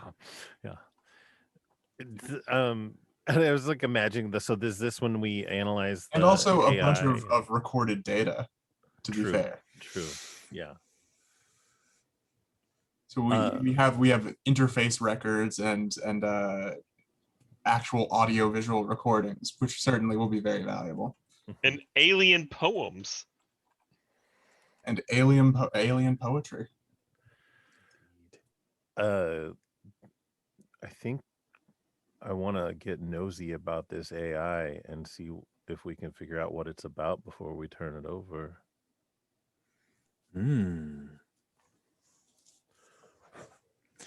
Yeah. So yeah, we sounds interesting.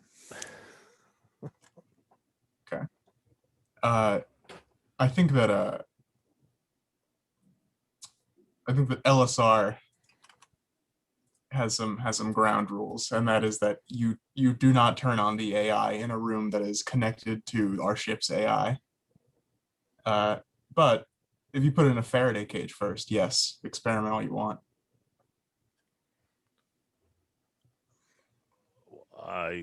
I will just break it again, but I will not on purpose. Can we? Let's figure it out. I thought maybe the droid could look at it. If I recall correctly, our droid barely speaks. And our droid is autopiloting right now. Yeah. Well, yeah. Laura, I don't think you guys have like a high science droid personally. So yeah. Well, and Laura, I could do it. Can do it, but I think you hear snores coming from like my bunk. Right. I don't mean to be difficult. I'm just trying to role play the 1 hit point left. Yeah. So I think that but I do think that LSR and RAR are gonna go to this crystal piece that we have in the cargo bay, and we are gonna try and mess with it. Nice. Larod, go ahead and roll your hit die. Okay. This will be for your immediate, like when you meet with Xenia, we'll assume that you guys are fully healed up, but just for now. Okay. Hey, that healed me up. Oh, wow. Nice roll. Look at you. Sweet. So the brothers go and stand over I was, for some reason, imagining that you had a padded duffel bag type thing that you'd put it in, if that feels about right, just for... Sure. So yeah, when you open that sucker up, you see that there's that little bit that's smooth from where the crystalline had been hooked into the housing, and that broke off when you removed it. It is... Oh, well, let me ask you, Rar, what is the color of this crystalline structure? Again, I think it's about like yay big-ish. I think that it is like a smoky clear, but when it was hooked up, it had like a purple color that echoed the floor panel color. I like it. Cool. And it's unlike, like, if you were to see this thing, you think, oh, well, this is just a weird, like, set of stalactites in a ice cave or something. It does not look like any technology that either of you have seen. There are data rods, but data rods have a very like see-through plastic look to them to a degree, but this looks almost organic.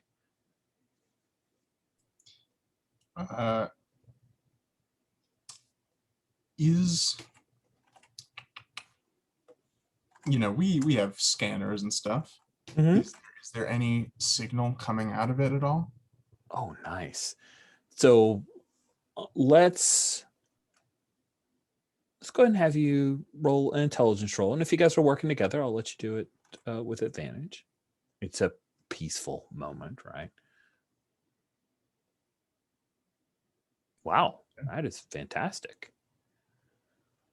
It has energy, but there's no, it's not emitting any signals. Like it's not attempting to communicate with anything or connect with anything.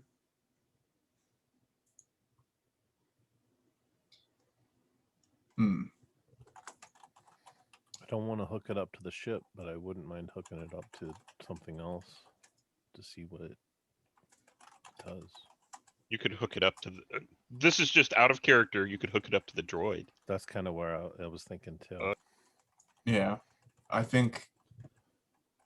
Yeah, I think we're gonna get RXST. I think we're also gonna get Larad. LSR is gonna wake up Larad from his nap because, and he says, Larad, we picked up a signal off of that crystal hunk. We think it's still active. You shouldn't. What are you doing messing with the crystal hunk? I mean, you saw how it hurt your brains before. It's look, we have it in a protective cage, but I don't. You want to take another look at it? Yeah, I Well, can help out. Yeah, let's take a look at it. Yeah. Remember, you got to ask Larad, will he, not does he want to, because he doesn't want to do anything. So LSR goes back with Larad and also RXXT to the cargo bay with Rawr, and he says, "All right, well, if you can interface these two, then maybe you can get it to communicate. I mean, RXST has a vocal communicator, and I don't speak crystal, but maybe it can speak galactic standard." Yeah, so I think that what you see is, I think that the two of them start looking at the crystal and how to hook it up to RXST, and Larad starts to take, RXST apart, and he's removing arms and legs, and they look over and he's like, well, just in case, we don't want like a killer robot loose on the ship, right? We just need to talk to it. Nice. And I think RXST is like, oh, affirmative, we're like, okay, so let's see about hooking it up. Please restore me when you have completed this very risky procedure. Yeah, we're gonna take a backup of our XST. We make sure to store an instance of him to the ship's core. It takes up a very small amount of space. Yeah, he does not have a huge Yeah, programming matrix. I don't think he. So in Star Wars lore, only for a moment, I promise. But in Star Wars lore, there's like 4 levels of droids, and I don't think he's like up there with your protocol droids and stuff. He's like a load lifter droid that you've added a few extra programs to. So yeah, all good. Sweet. I think it is time for our ghost to try to hook this thing up. Okay. I think that what you're doing is kind of reprogramming in a way, feels like. Okay. So Reprogramming a guardian. Yeah, in a way. Let's go ahead and have you roll intelligence. And is this count as technology? Yes. Okay, so let me click on the button. That's right, you get advantage. Wow. One of those Lucky was for a advantage. bad thing. But the other Yeah. one, pretty good. And I think I'm totally stealing off of the sequel trilogy. I think there's a moment where I did drop a pick in of RX just for funds. So RXST. And I think the little sensors like flicker for a moment and then it comes on in like a reddish color. And the head swivels a bit. It doesn't have any arms or legs, right? It makes a noise. It's not basic. It's not any language you've heard. It doesn't give you a headache. It sounds similar to some of the things you heard LSR and RAR in the room, but more like every intonation kind of ends going on a higher note. I think Larod probably pulls out like a data pad, and he shows it to the thing. And this is, we probably have this kind of stuff to communicate with other things that don't speak basic. It's like a real basic. Yeah, like authorities pictorial. have translators and Wookiees too, that kind of deal. Maybe I wasn't thinking of full translator. This is sort of like a simple basic, like tree, like the crap we rock. put on the ship we sent to the edge of. Like, yes, Yeah. exactly, Voyager. Yeah, something very simple so that it could figure out mathematically a little bit about like what we're talking about, and we could start to communicate briefly in very simple, basic sentences.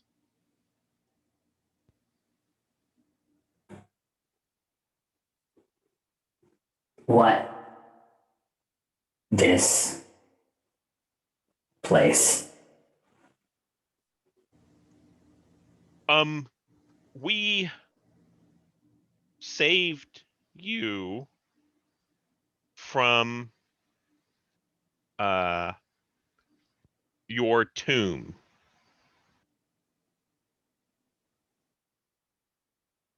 Not tomb.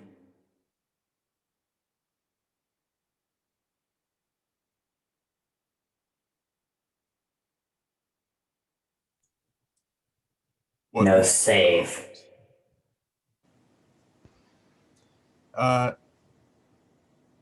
LSR takes a step back from the droid. Larod leans in and says, everything else was dead there.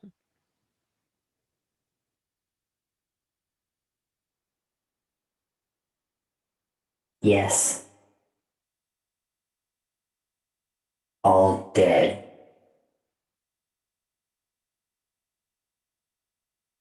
And he turns around to both LSR and Roar and sees them like a couple of steps back, right? And he's like, oh. And then I think he steps back and he's like, well, you wanted to talk to it. What do you want to say? Rar looks at it and says, what is your purpose? Hive. Destroy. Made to destroy. Who's your creator? And it says like the name of a species that you haven't heard before and would take a bit of time to work out, like, okay, where do I stick the consonants and vowels, and would I put hyphens here or apostrophes? But it just sounds like a very hark level heavy word with about 4 syllables. What? Now.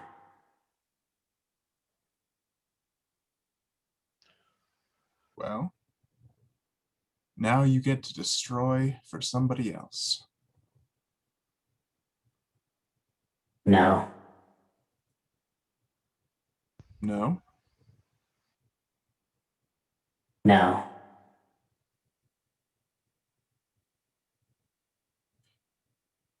Well, that's their problem to deal with. Why?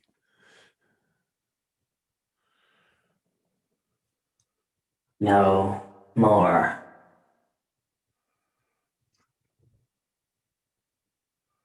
Not tomb. Hide.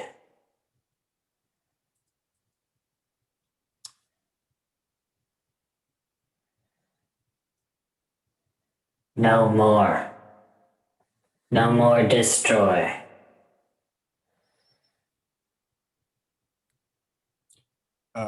Elisar looks at Larod and he pulls Larod to a corner and he whispers, he says, "Do you think that this war machine is having a change of heart?"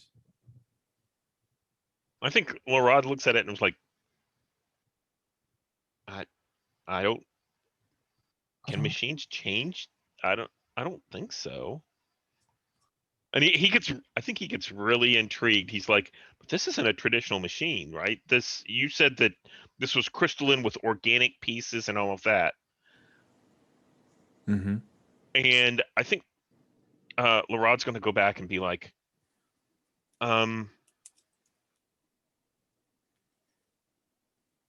start asking it questions leading towards understanding its sentience and its how it was created and how it's built. Things like, you know, are you cold? And see if it has feelings, or, you know, that kind of stuff.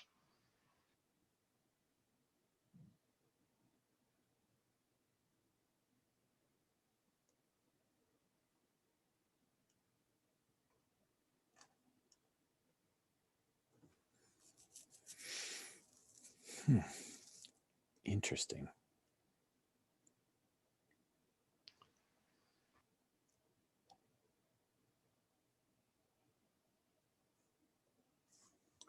So do you want to drop into some kind of like charisma roll to try to learn more about it here? I'm fine with that. Okay. If that's what I mean. So let me check in with the other players. So what did we want to get out of this? Do we want to learn enough to know that it's active so we can turn it over? Do we want to, you know, set it free if it feels like that's the right thing to do? What do we, you know, what are you guys aiming at? And then I can help point us in that direction. So I think it was seeing what was going on with it before we turned it over was my goal. And now that we have that, Rar, you know, if I'm thinking through Rar's lens, he'd be totally fine handing that thing over to somebody else because it made up its own mind, not that it wasn't going to kill anymore. Okay. So you were concerned, is it going to be super destructive and become a weapon? And now it sounds like it doesn't want to be a weapon. Kind of, yeah. And it was really menacing and a cool moment like that. So that was great. How about you, Elisar? What do you want? No, I think Elisar.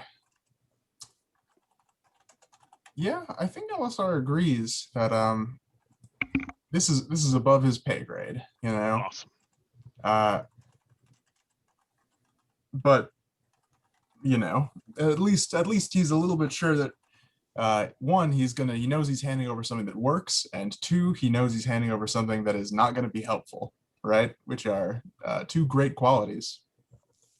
So I think Larod's perspective here isn't to try not to necessarily, in that case, after some consultation with everyone, Larod's not really looking to,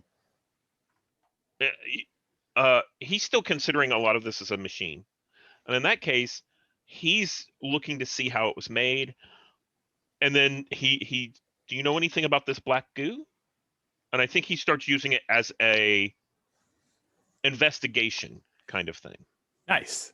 Yeah. It takes a little bit. It's still, well, you realize two things. Number one, it's still struggling with your language, which it finds incredibly crude. Number two, you get the feeling that it's like there are gaps.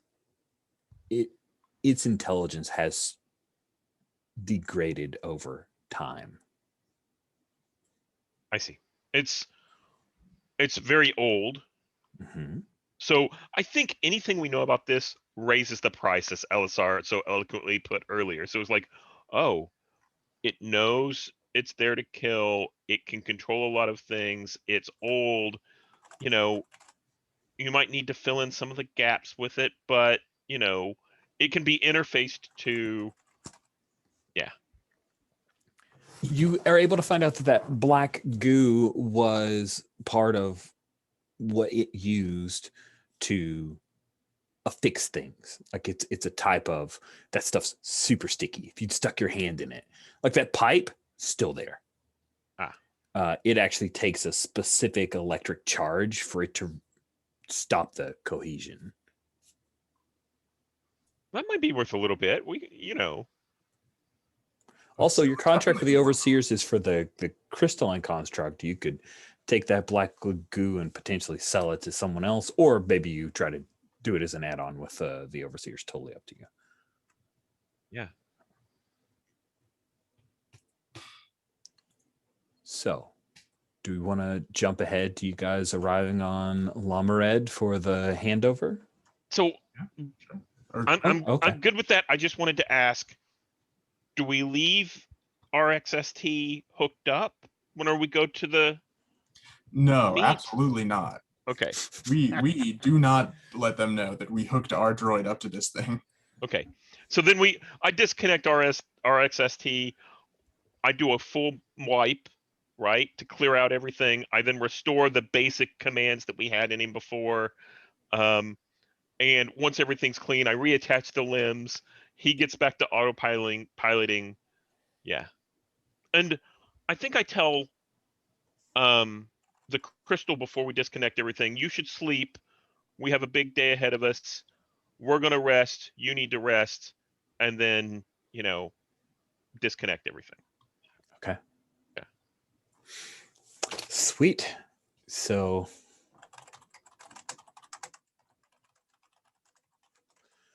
you guys arrive on Lamared. Remember, aquatic planet.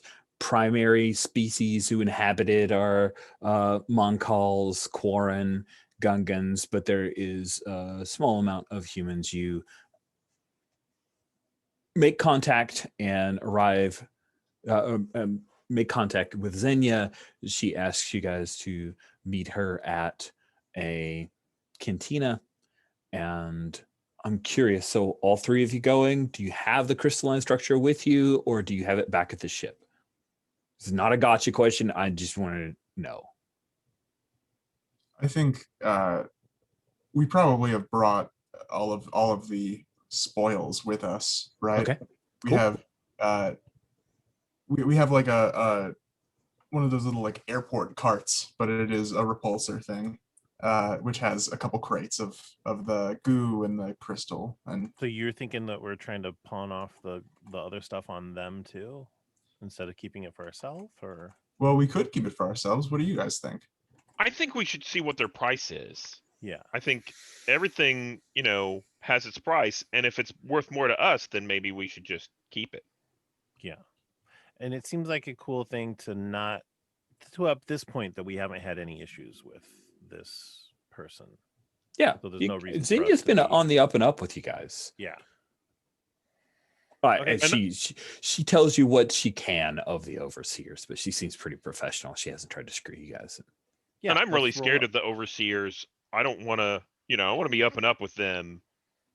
So I think whenever someone says, like, let's keep some stuff back or, you know, keep some stuff secret, I'm like, oh, the overseers may already know. We need to tell them, and because otherwise they might come after us next.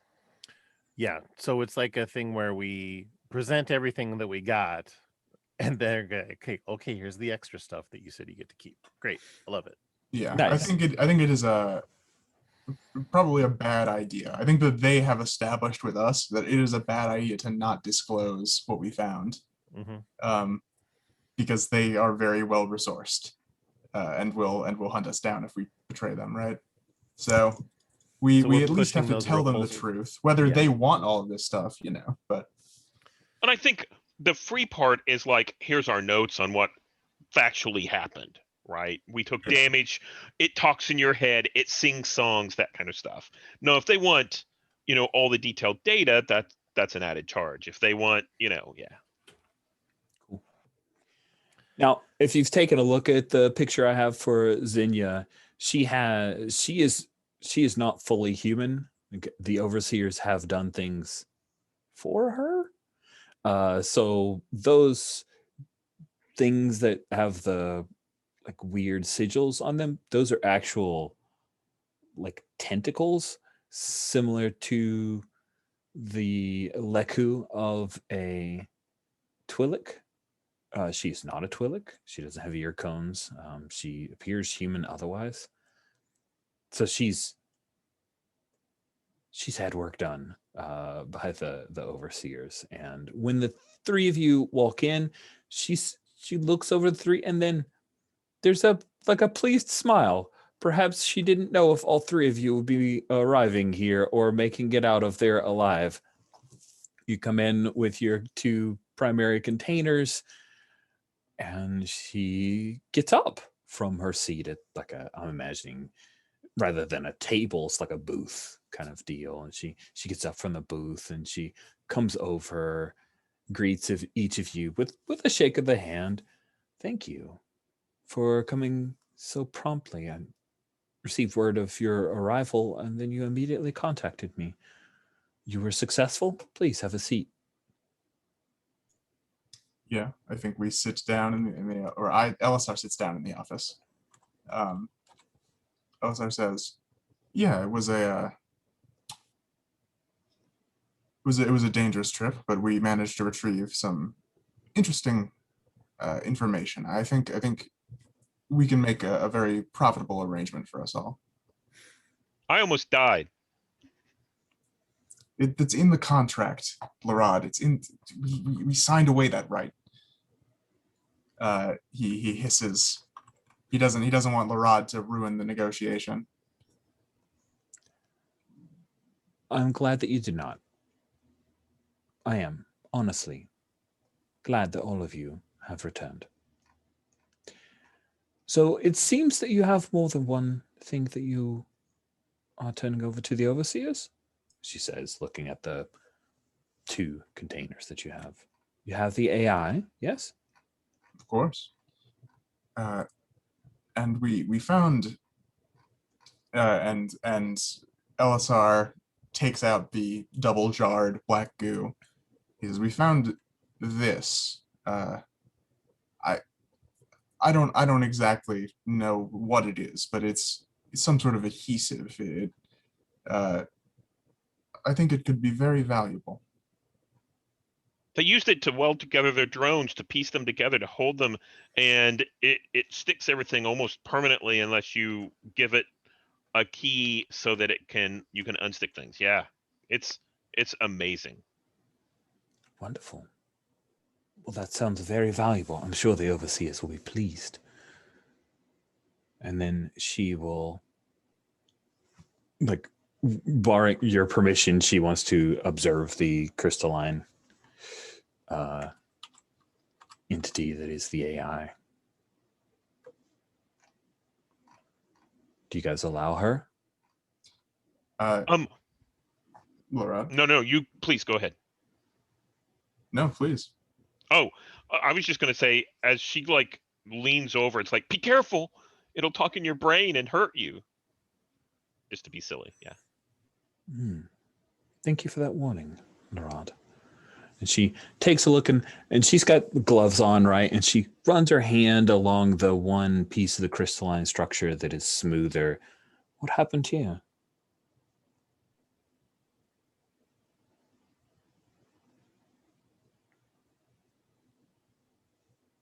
I'm sorry, what happened here? It is obvious that something's broken. Wouldn't come out. Come out of what? Where it was held in place inside. The War Hive. I mean, the War Hive itself, was connected to it, so it had to be disconnected. I hope that it remains intact. It's functional. It's functional. Don't worry. We're It's not like we're the not crystalline amateurs. The crystalline structure isn't interrupted. It's smooth.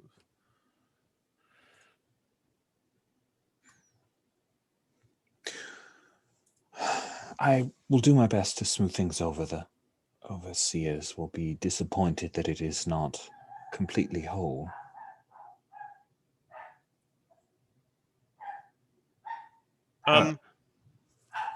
Elisar, she says, "Don't, come on. Look, I have something else I can offer you. Yes? Uh,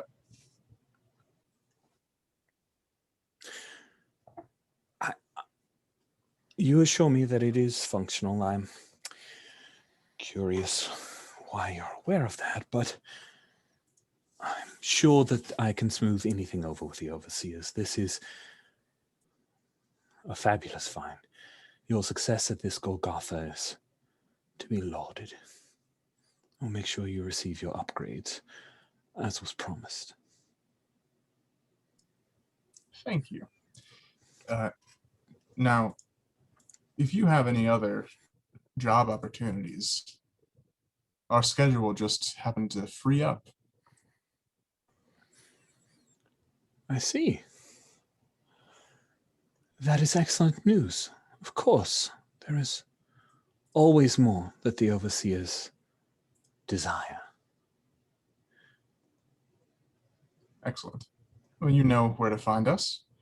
I hope that the credits will be transferred to our account soon. Of course.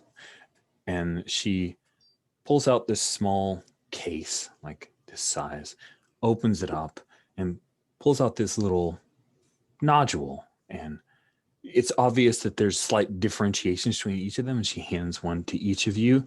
And then she pulls out a larger case, which has the credit ingots that you guys had arranged to be paid.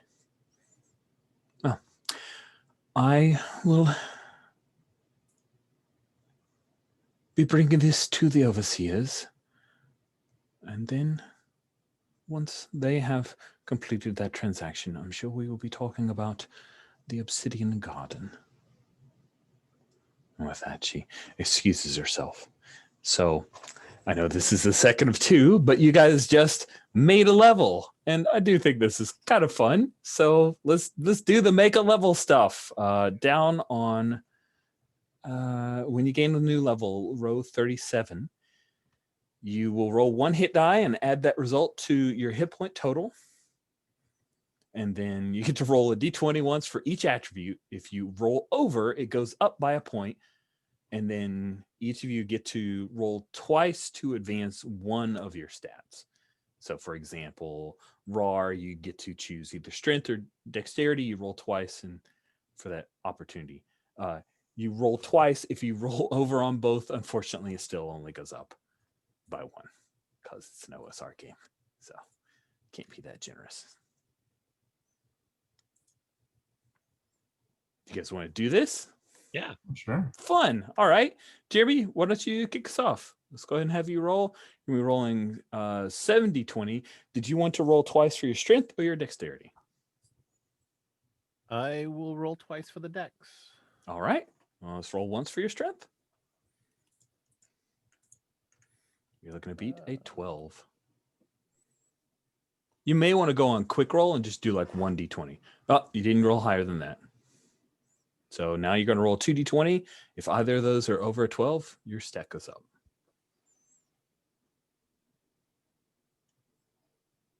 Yeah, you got a 20. Your dex is now a 13. Nice. Constitution, rolling above a 10.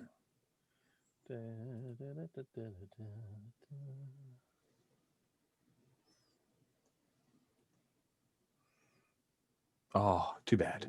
Roll a d20 for your intelligence, higher than a 9. 19, that one goes up as well. Nice. You got smarter. Wisdom, roll a d20. Oh, we know that charisma's going up, right?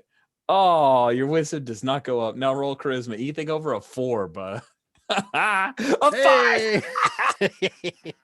Barely learned anything. Oh man, that's all you needed was a little bit. Sweet. So for Elisar, for the Pathfinder, I do. Yes. I'm gonna say my wisdom. I'll roll twice for. All right, cool. Let's roll d20 for your strength. Trying to beat an 11. Oh, Nope. try to beat a 17 on Dex. Nope. Oof, dang, Constitution beat a 12. Yes. All right. So Okay, so you're okay. Beat a 10 on intelligence. yep. 11. Squeak. All right. An 11 in intelligence. Now you're gonna roll 2d20, trying to beat a 14 on either of them. Yes. Nice. And charisma. Beat a 13. No. No. All right. Larod, as a ghost, you get to choose between intelligence or wisdom. So I'm going to roll twice on intelligence because That seems smart. roll over a 3 on my wisdom. And if you don't mind, I'm going to roll 70, 20 all at once. And die Sounds good. 1 will be strength and so on. And Sounds good. that way I don't have to. Okay, die 1 is not higher than a 7. Oh, die 2 is not higher than a 9. Die 3 is not higher than a 13. An 8 and a 13. Oh, you equaled your intelligence. You have to roll over a 14. Your wisdom does go up. That's it. You just, that was very fast sadness. Yeah, your wisdom went up to a 4. So cool. If you raised all those stats, I think you did. Yeah, intelligence and wisdom went up. I have no idea why my dog's barking now. Still, sorry. It's all good. Okay, sweet. And then you each get to roll your hit die 1 time.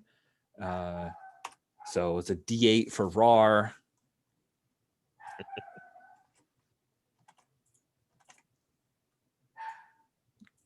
Oh, just a 1? That stinks. So your hit points total has gone up to 9. And a 6. Elisar's hit the gym. Oh, sweet. And then for Larod, you get to roll that lovely D4. I rolled it at the very beginning. I got excited and I rolled a 1. All So right. I got 5 hit points. Yeah, 5 hit points. All of your AVs will be healed up. You get more than enough credits to fix all that stuff. And that's it. You're now all level 2 scavengers. That is Golgotha. I'm really curious, though. I would love to see this a little bit of like, what do you guys do now that you're paid and you get your upgrades? And by the way, that little nodule that she passed you, like that was what you used to do your upgrades, your physical upgrades for your level. So do you guys hang around on Lamared, the aquatic planet, in between your now and the next Golgotha? What do you do with your time?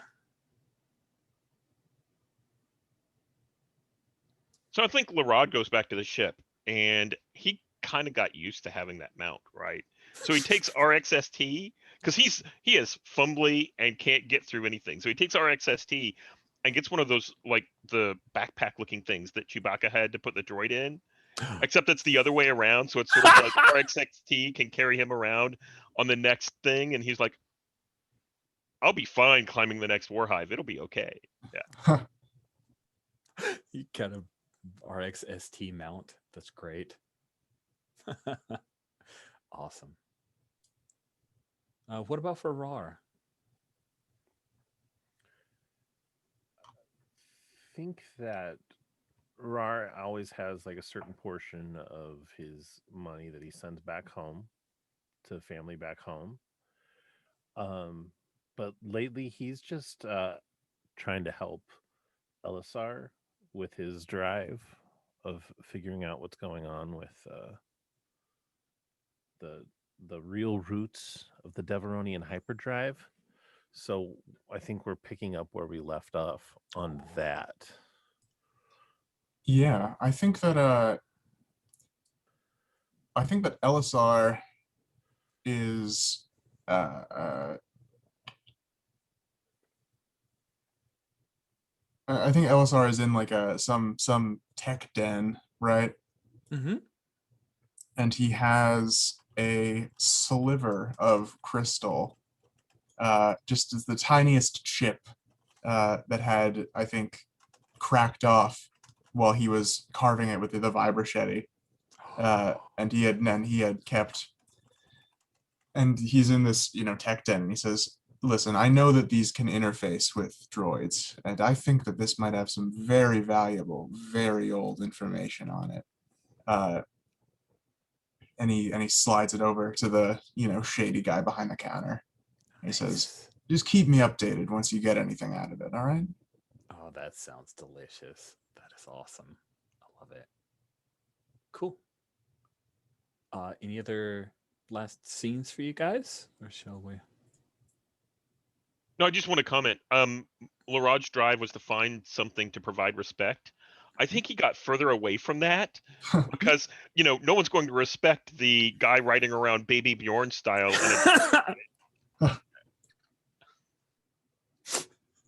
He's going to respect the guy riding around Baby Bjorn style. I think you're going to figure that out the hard way, though, right? Like, they'll respect somebody like on a minimum of 4-leg mount, because that's fine. It's more stable. But why pick something that also has 2 legs? and it's one of those things. Oh, it makes sense. Why not have the droid? It's stronger than I am. It only makes sense. Why would people not respect me? Oh, it looks funny. That's why they didn't respect me. That's awesome. Cool. Well, we did all our level up. We got a little taste, of your lives outside of Golgotha hunting, but your scavenger's story is done. So real quick round of stars would be fun. It's a nice way to put things to bed. I'll lead off and say stars to you guys for being inquisitive and clever. I've really enjoyed the solutions that you offered up, and the bit of RP with the War Hive AI was very fun for me. I enjoyed that. I appreciate you guys engaging in that manner and having those conversations. That was fun. It was not a murder hobo-y experience. You guys were thoughtful, but definitely had your points of view, and that was very interesting to see the interrelation of your group with that. So I'd like to go first with stars, or second. Sorry, I stole.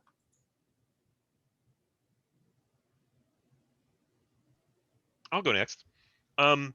So I like the system. It was kind of neat to play just a delve kind of thing, but not one that was, as you put it, murder hobo style. So I liked, I'd played the Black Hack before, and I liked the roll under system.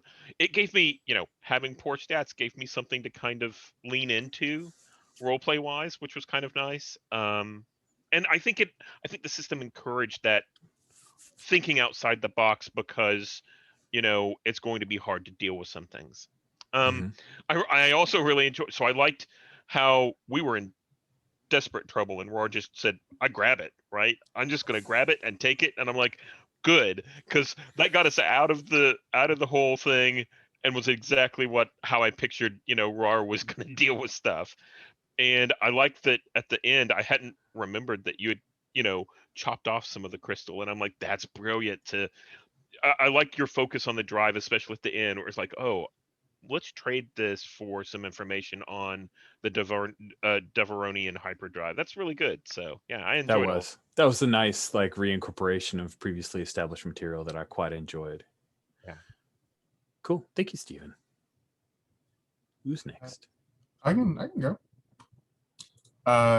Stars. I really enjoyed Jeremy playing with you as little brother Rar. I really liked it.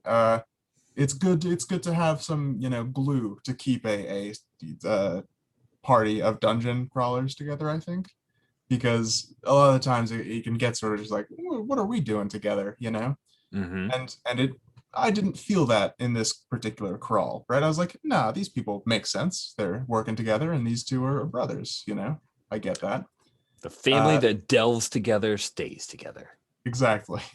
Yeah, I really enjoyed it. I really enjoyed a chance to just, do some dungeon crawling. Haven't done that in a long time.